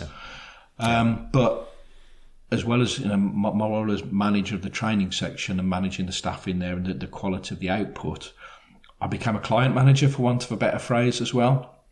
Which leads you into relationships. Leads you into some really difficult conversations because I guess the most stark thing was we weren't the employers, and let's cut to the chase. Not everybody who started a trainee course could make it through the end, and you got to the discussions with people. We professionally don't think this individual should be a firefighter. We've done all the development. I can't give them an employment warning because I don't employ them. I can't do that. So that's where that client relationship was really quite interesting about how we managed that. And a lot of it was just finding our way through it at the time, but all wanting the same standard. I always wanted, regardless of the fact that we were training recruits for those other brigades, my maxim was always, would I be happy having you sat in the back of my fire engine? That's the standard. I don't care who you work for, because I owe that to my colleague in another brigade to make that decision on their basis. Ultimately, when I'm on holiday with my family in that area, I want to know the firefighters that are going to come out and do the thing. Absolutely. But going back to the college and people not using the college and things like we talked about the 5-week Hazmat course. Personal view, you got so much out of spending time with peers from other organisations, learning to become an expert. I can't say I ever really enjoyed the experience of being away from home for so long at the college. If you add all my courses up, I think I've done a year at the college out of my career. But looking back on them, it was fantastic, And maybe some of that was because I did a lot of the courses when I was in the West Mids, when the college was 45 minutes down the road. It wasn't the end of the world to go there. If you needed to nip back one night, you could. But colleagues in West Yorkshire, you hear them talking about it. It's a long drive, but the students from Scotland, Cornwall, it's a long way and it's a big commitment. I do get that, but at the same time, I think we're missing something. And we, in West Yorkshire, we've got a program in place at the moment where we're taking our crews down on a voluntary basis, and this is partly because our training is diminished at the moment because our headquarters redevelopment. We're building a new training centre, so that bigger scale training. We're taking crews down to the college for a couple of days, doing some fire behaviour stuff, giving them the opportunity to work on the motorway at a significant RTC, doing use some of the big buildings for some decent hot fire training, and just spend a bit of time in that environment because it used to be a bit of a rite of passage, but people don't go there. There is something about the immersion, isn't it? I think you referenced there. Immersing yourself there for a week, 2 weeks, whatever your course lasts, that is a very all-consuming way of learning, and I think it really embeds things a lot better. But I also do think, if we were talked about it in a business sense, there is a big danger of a monopoly. Yes. It's not good. It can cause complacency, and I think back then that's what happened in the college a little bit. I think that was the driver. They became complacent. They rested on their laurels. They were the best and the biggest in the middle of everywhere, and the best thing since sliced bread. But when other people are introduced into the section, it encourages everyone to get a little bit better, and you shouldn't just have that monopoly of training across the UK Fire and Rescue Service. And you still see a lot now, like I say, with UCRO and IRRTC, and there's different water rescue companies that teach things, and then there's a couple of other people that do things like BAIs and CFPTs and lots of different skill sets you can pick up in different places. So I think it's important that we do have all of those, otherwise you're beholden to one big thing. But on the other side of the coin, college is probably the best playground we have in the UK. Without question. One of the best. There's some big training centres out there. Cheshire have got a nice one. Manchester have got a nice one. You guys and girls have got a nice one. Merseyside are about to build something colossal, aren't they? Absolutely. some behemoth of a thing, but I think they got a lot of money from National Resilience, didn't they? Yeah, and again, that's part of that model. Where you have brigades who have an expertise in a particular area, and that's something we're working with Merseyside. They use our ISARs getting a big injection of quite a few millions of pounds to help. Let's share the experience and share the facility, more to the point.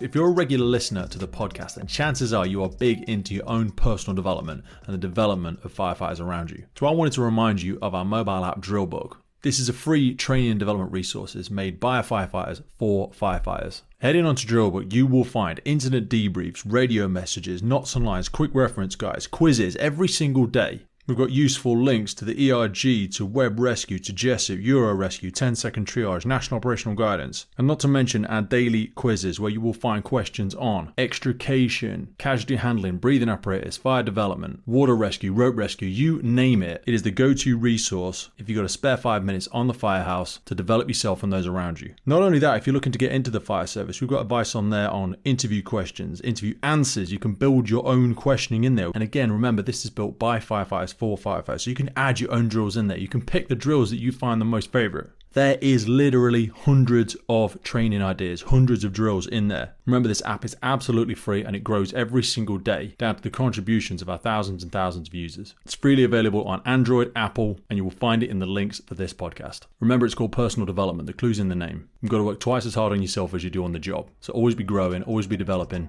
Now let's get back to the show. So I want to change gears now and go into a little bit of stuff around command and control, and just to reference some of the experiences of some of the real big incidents that you had. Because when I was reading some of the stuff that you'd sent over, you had the experience, the privilege of going to many different incidents, and we spoke about some big hazmat stuff that you've been to as well. But talk to me about the Drummond Mill fire, because I was reading a link to an article from the Telegraph. That was a colossal incident, and you said that was one of the first moments where you were stepping into that real senior leadership role. Just give us your references and experiences looking back on that. I think the thing I immediately sort of say about Drummond's Mill is when I was outside of West Yorkshire, sort of looking in.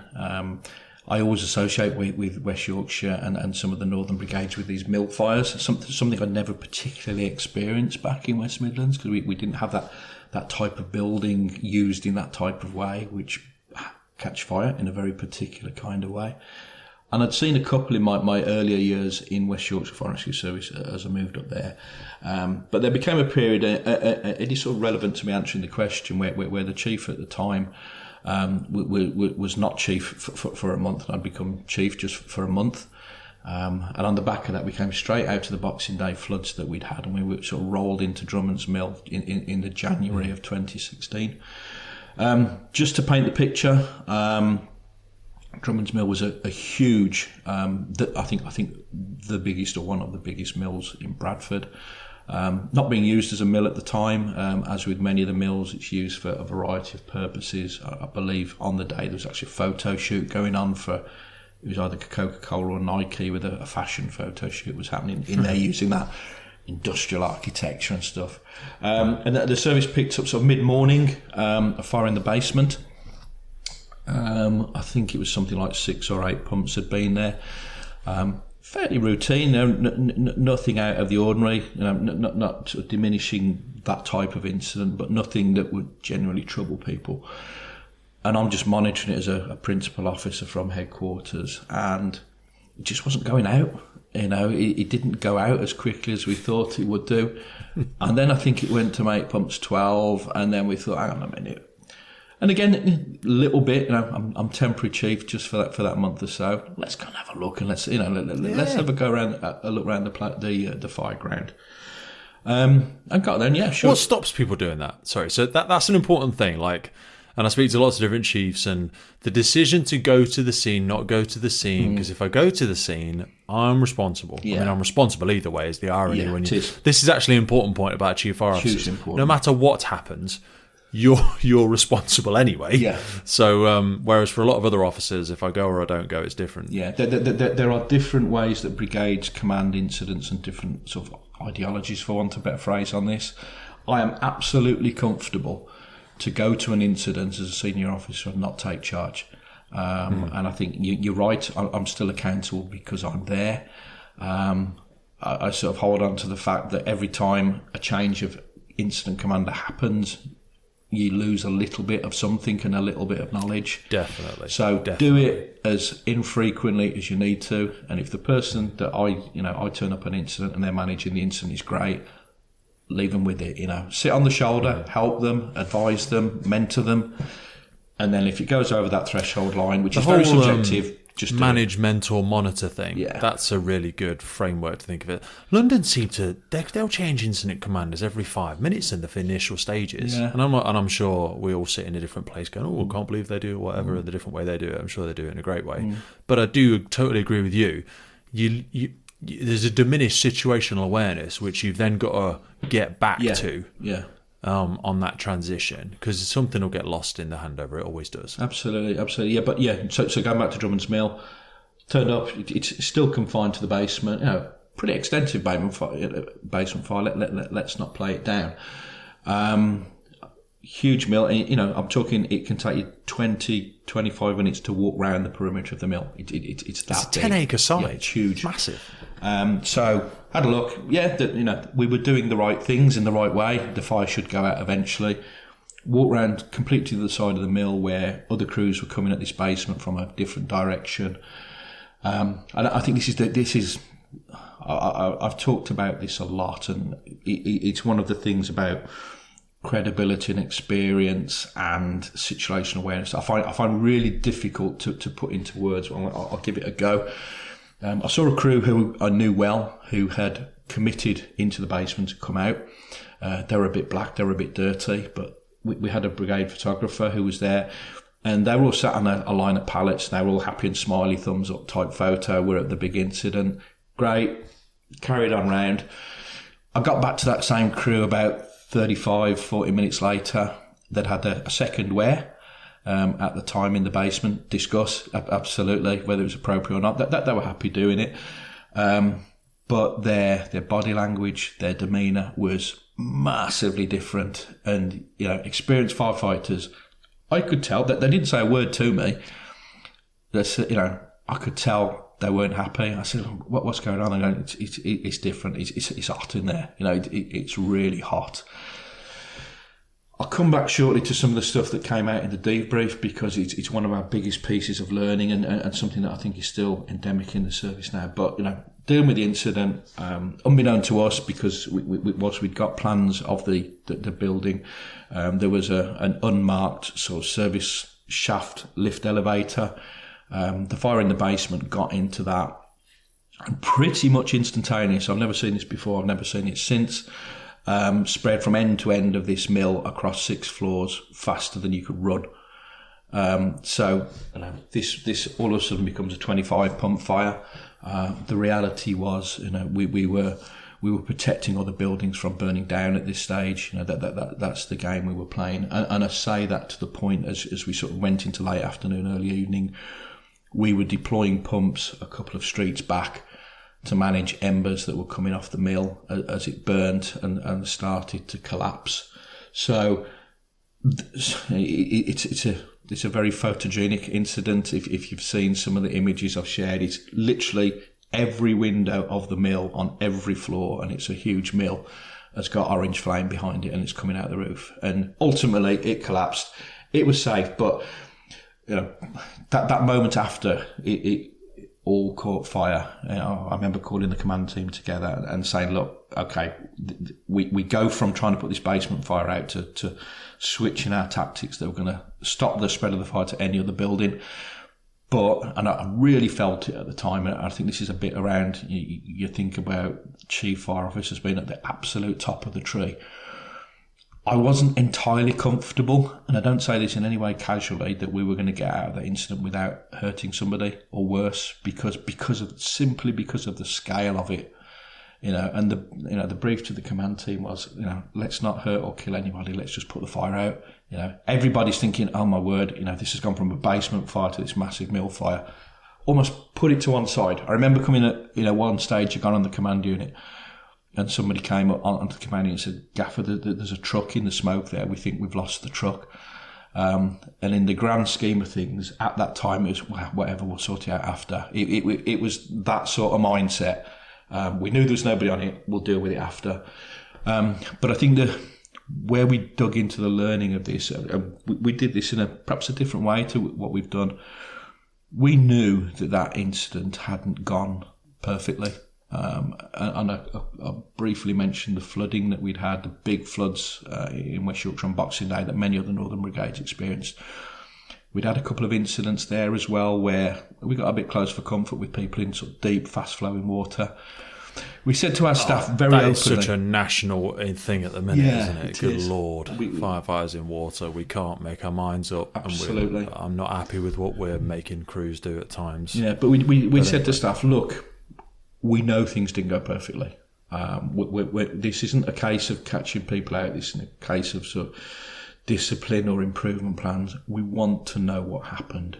And I think the really important thing that came out of Drummond's Mill for us is, as the basement fire progressed, a successive number of crews had gone into the basement, which was getting hotter and hotter. It was full of those sort of pet beds that you buy that are stuffed with polystyrene beads, stacked floor to ceiling. Wow. It was getting really hot. And the crews were starting to paddle in the water because it was filling up and they were losing the hose lines.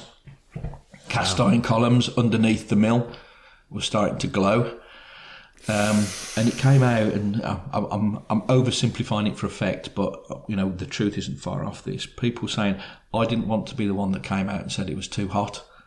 But the consequence of them not doing that meant those on the outside who were committing crews sent somebody else in, and we sent somebody else in.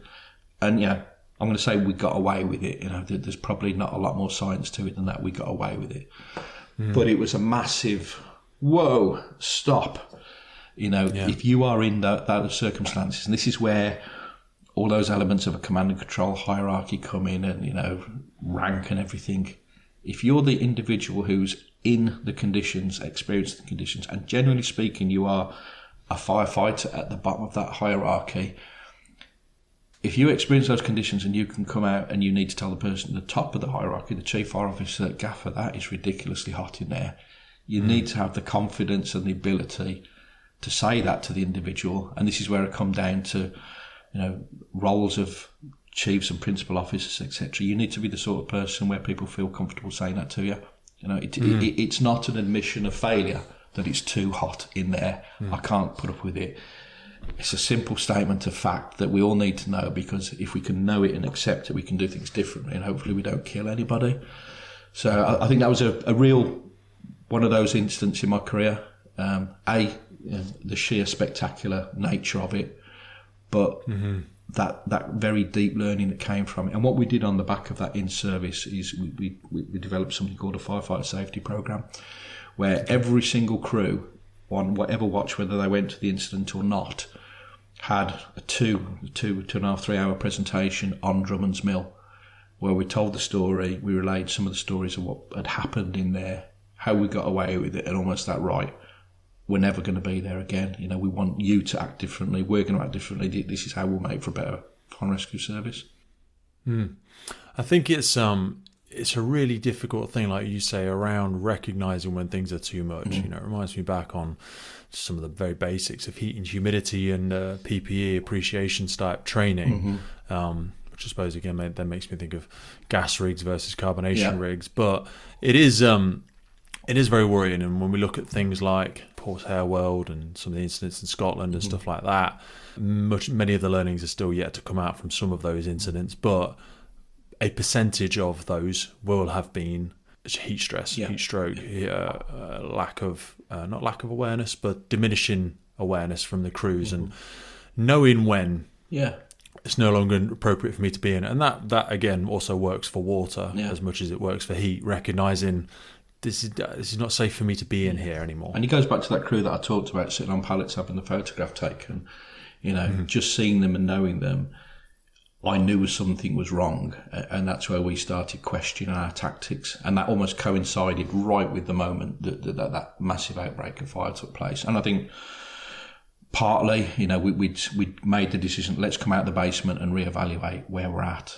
and maybe, just maybe, we'll never know, we've saved some lives by doing that.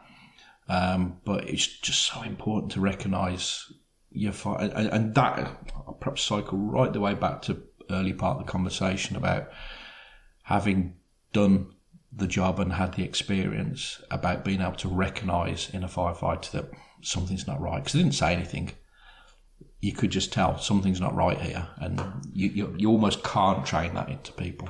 I want to talk now about managing across. So what I mean by this is, one of the things that stuck out to me in the information that we shared before this was, when you get into those senior leadership positions, how those relationships work. You've done pretty much every rank in the fire and rescue service now, and there's people, as I've already alluded to, accelerating through some of these career progression models now, and so much of the focus is always done on managing the people you're in charge of, which is very important. They're the people that you're in charge with caring for and stuff like that. But talk to me about the relationships at senior leadership levels, because everyone has their own spin on it and everyone has their own ideas of what they think happens at those levels.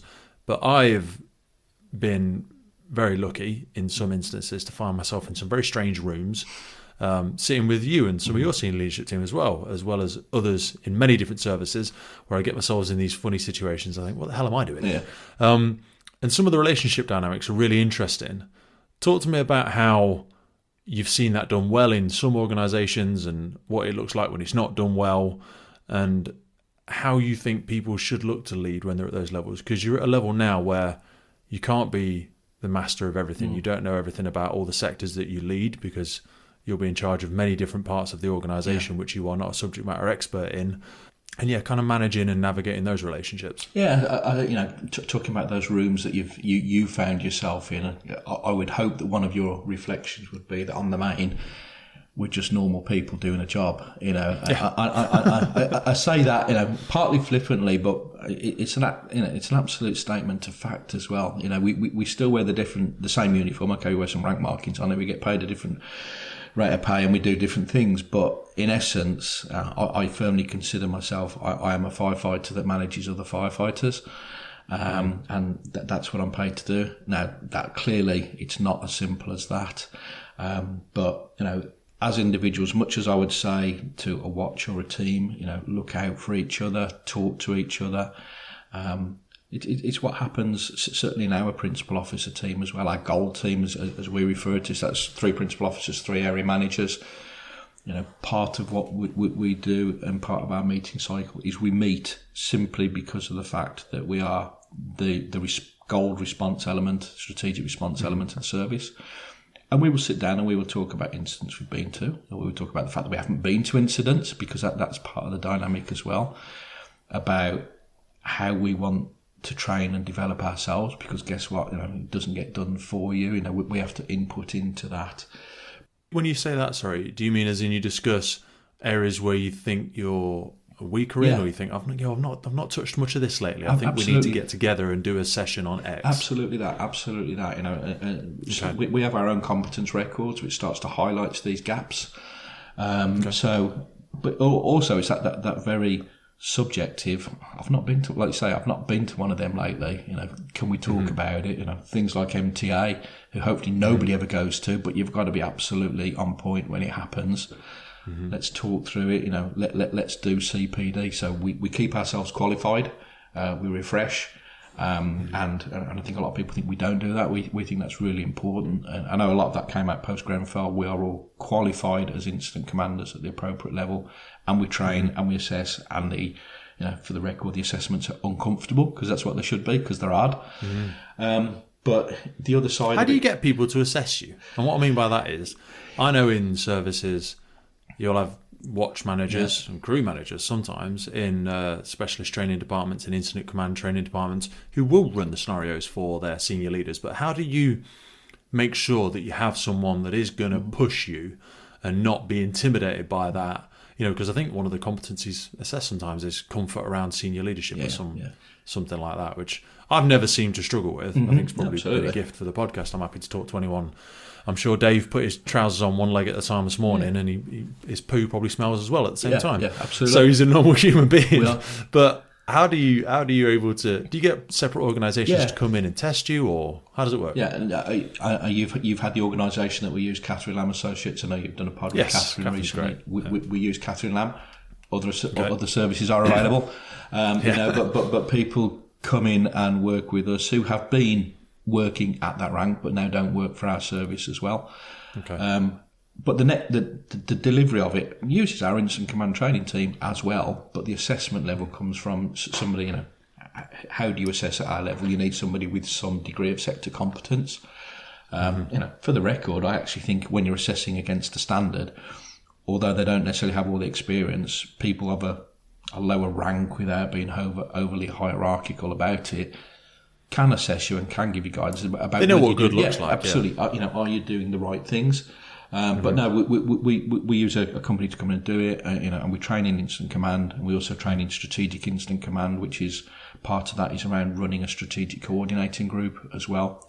Different skill set, because you potentially are sat there chairing a group of partners from other organisations, Civil Contingencies Act. You can't command them, you can't tell them to do anything, but you've got to get to the point where that's what makes them so good. Yeah. I went to a course that John Lord runs with his sim trainer company, and it's about senior managers. And they had a lot of airport staff there and a lot of other services. And we ran some TCGs and some SCGs when we were there, and they had a retired chief of police who was in.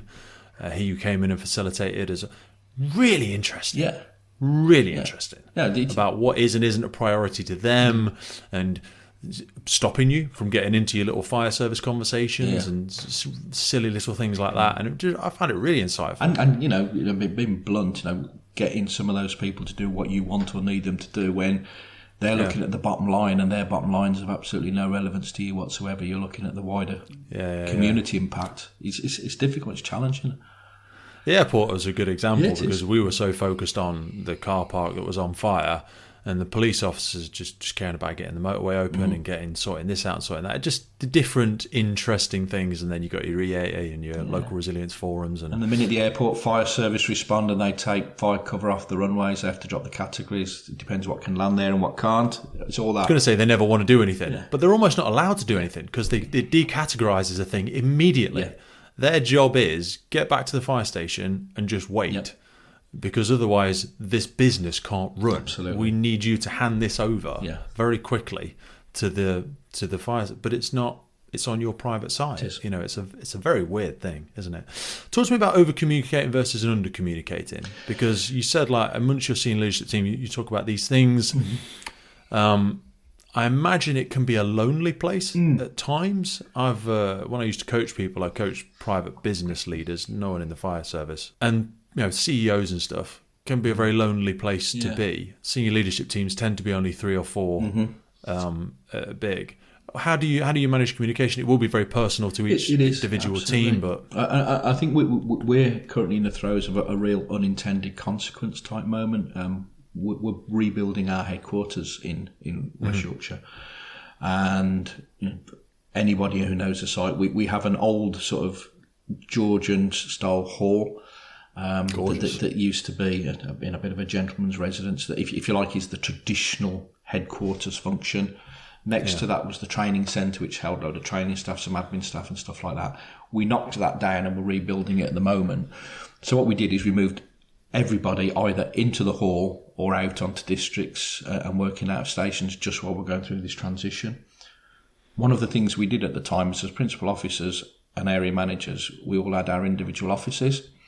But we decided at the time, actually, where we're heading to in the new headquarters, we want shared open spaces. If we're asking people to share offices in the hall, we should share an office. So the three of us, the chief, myself, and the assistant chief, we share what used to be the chief's office. So the three of us sit there. It has sometimes its logistical challenges, particularly with teams where you all want to be on a different call at the same time. Yeah. But put aside all that, because you can work around that. The actual unintended benefit of it is that sometimes you just sit there and chat shit, for want of a better phrase. Those 1,000 little interactions are so valuable, aren't they? It stops the barrier of having to get up, go into the next room or down the hallway to ask or even I can't be asked to just ring them on Teams. I can't. Where they're just leaning back and going, have you guys seen X? Yeah. And they go, yeah. What's this thing on? Yeah, and you go, oh yeah, all right. And those are very, very. It's hard to quantify how much you can really accelerate a team's ability from doing stuff. But it's like huge. That. It is a tough thing to balance though, because like you say, parts of your role at times will require private spaces just because of the nature of things people want to discuss with you. But you can work through that, and I'd hate everybody to think that when we sit as three, all we talk about is stuff that's happening at a very technical level or very procedural level. How can we make this better, or how can we drive more efficiency out of the brigade? That's part of the job. The stuff that comes with it is what we've done over the weekend, what we're doing with the family. Did you see that on the news? I'm reading this book. Did you see that TV? Like you say, you'd never get up out of your seat and go and talk to somebody about it. But when you sat there, you do it. And I think that's massive. So, moving into the new headquarters at the end of this year, those shared spaces and some of the design elements we're putting into the new headquarters about how you can share the spaces, the furniture, the layout. Hopefully we sort of promote more and more of that for people. Go right back to when I talked about working in West Midlands headquarters, when you used to sort of have an office in somebody's bedroom or somebody's bathroom or somebody's living room. You only ever got two in an office, and you had to go from office to office to office to see different people. There were people there that you never saw that worked in the same building, and we want to get past that, and that's where we're heading. Lonely, I'd hate that. Yeah, but it's really important as principal office as well that it is that sort of empathetic, supportive. It's been a difficult week at work this particular week. Just talking some stuff through about what are your thoughts on a particular issue, and how's it affected you, and just sharing it rather than bottling it up, and talking with people who understand how you feel and the very different perspective you might have on it from somebody else, or your family at home. You have a unique perspective to share, and also difficult to feel like you're allowed to talk about, or you're allowed to struggle, or you're allowed to suffer, or like I've raised welfare, or I've done occupational health referrals for a couple of my managers in the past, not just because they've had to manage me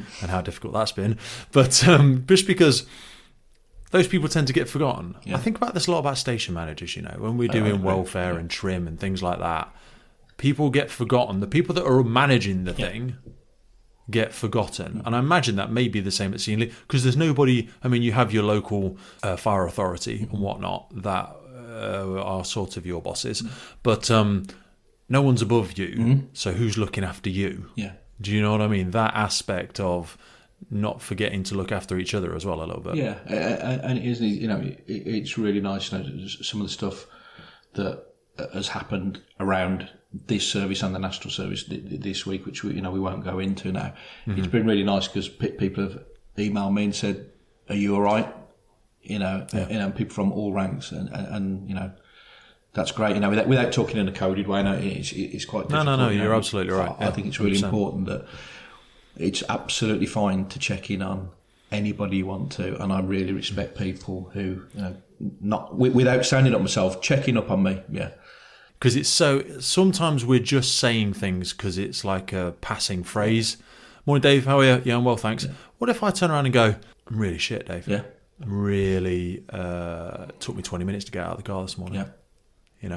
And then what are you going to do? Oh, Jesus. Okay. Well, hope your day gets better. It's sometimes we don't want to ask because we don't know what to do about it. But I do think that's where we've gotten a lot better. We have in the UK service, just in that training awareness.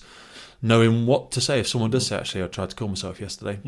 Not being scared of hearing them say that. Because you can seek to understand why. And accepting not saying, that's terrible, you shouldn't do that. Just go, oh, wow. I think it's important to accept as well and not feel the burden that you have to solve that problem for them either. Yes. I think, knowing how to signpost, knowing that we have now invested in these specialist individuals, and that you're not abandoning them by passing them off to somebody else.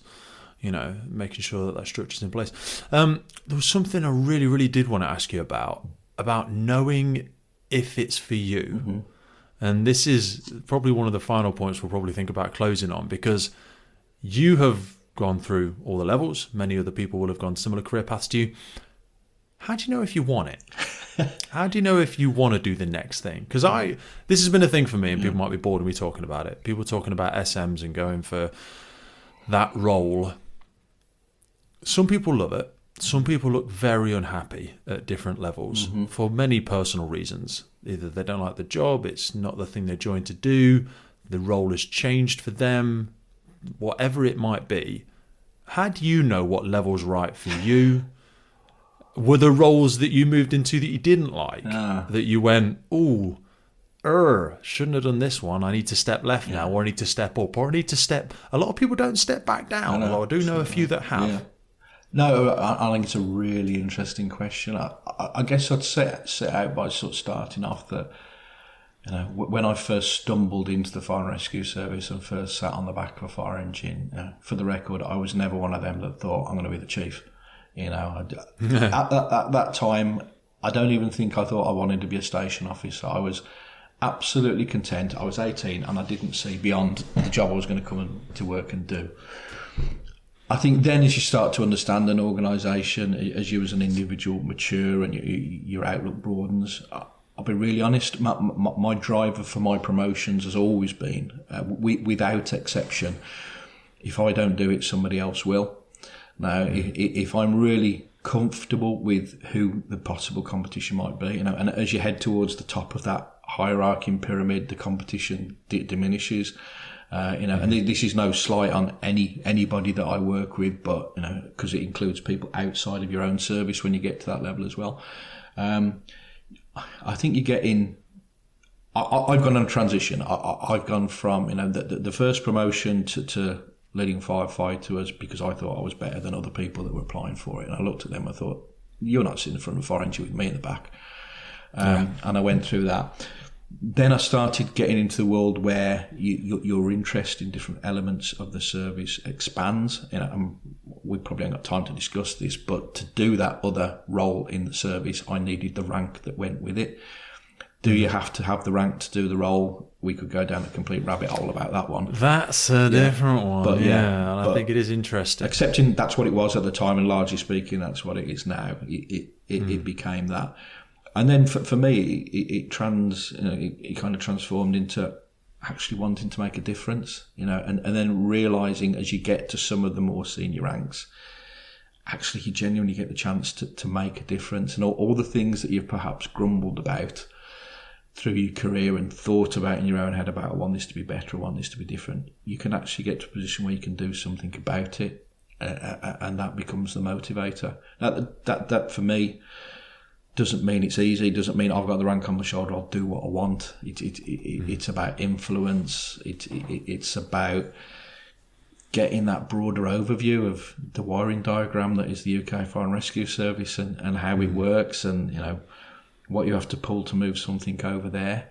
And it's something that's trapped in the hierarchy of the service at the moment that we are working through, we need to work through, that progression brings opportunities that don't exist elsewhere. That's what's sort of moved to me. That said, I'm very, very comfortable in my career with where I'm at now and what I'm doing. I've achieved. Good. Although I said once I didn't know what I wanted to achieve, I think I've now achieved what I want to achieve. I'm just really focused on doing a good job, making a lot of those changes, supporting a lot of those changes, and trying to change the culture of the service to where we need to get it to be. I really envy that. It feels like you've gotten to where you wanted to be. You've got the skill sets, you've got the experience, you've got the knowledge. You feel like you've collected all the right tools and you're in the right place with the right people at the right time to be able to actually do the thing. It kind of echoes back right to that beginning part of our conversation. I think it was, you said, what was once desirable is now possible. Yeah. We cast our mind into the future so much and go, it will change when. Well, we've got so many of that resources now. And also, I think we're at the wonderful crest of a wave in the UK Fire and Rescue Service where, because we are having so much retirement, but also having so many new people into it, and also the technological revolution that we sit within, puts us at the real sweet spot to be able to do a lot of this stuff. The people that didn't want to change it, a lot of them are leaving, and a lot that want to change it are in a position that they can. The game's set up for success. It is. It's easy to catastrophize and focus on the bad stuff, but you know what? There's always been bad stuff, and there always will be bad stuff. Control the controllables. There's a great number of people in great places with good intentions that I think can make a big difference. I mean, all of our station visits in West Yorkshire at the moment, I'm doing at the moment, I really try and end it. You know, we've got challenges the same as any other brigade, but I'm in a very fortunate position now where I can say to all of our firefighters when we leave, 12 months from now, every station will have a brand new fire engine. We will have a brand new headquarters. We'll have a new fire control with a new fire control command and control system. A new training centre, which will be the envy of much of the UK Fire and Rescue Service. You've not long had brand new PPE personnel issue, 2 sets of. You know, we're doing loads of decontam stuff. We're leading on that. We've just bought 4 new ALPs. A couple of years' time, we'll renew our BA sets. Accepting that's at the very operational pointy end of the service. What's not to like? Yeah, it's a fantastic place to be. We've got some champagne problems here, folks, and that's not to diminish anyone that's struggling or suffering, but I often say, if you put your problems on the table and someone else puts their problems on the table, I bet you pick your own back up again. Yeah. You know what I mean? We've got some problems, we've got some challenges, but they're good challenges to have. They're tasty, spicy ones we can get ourselves into.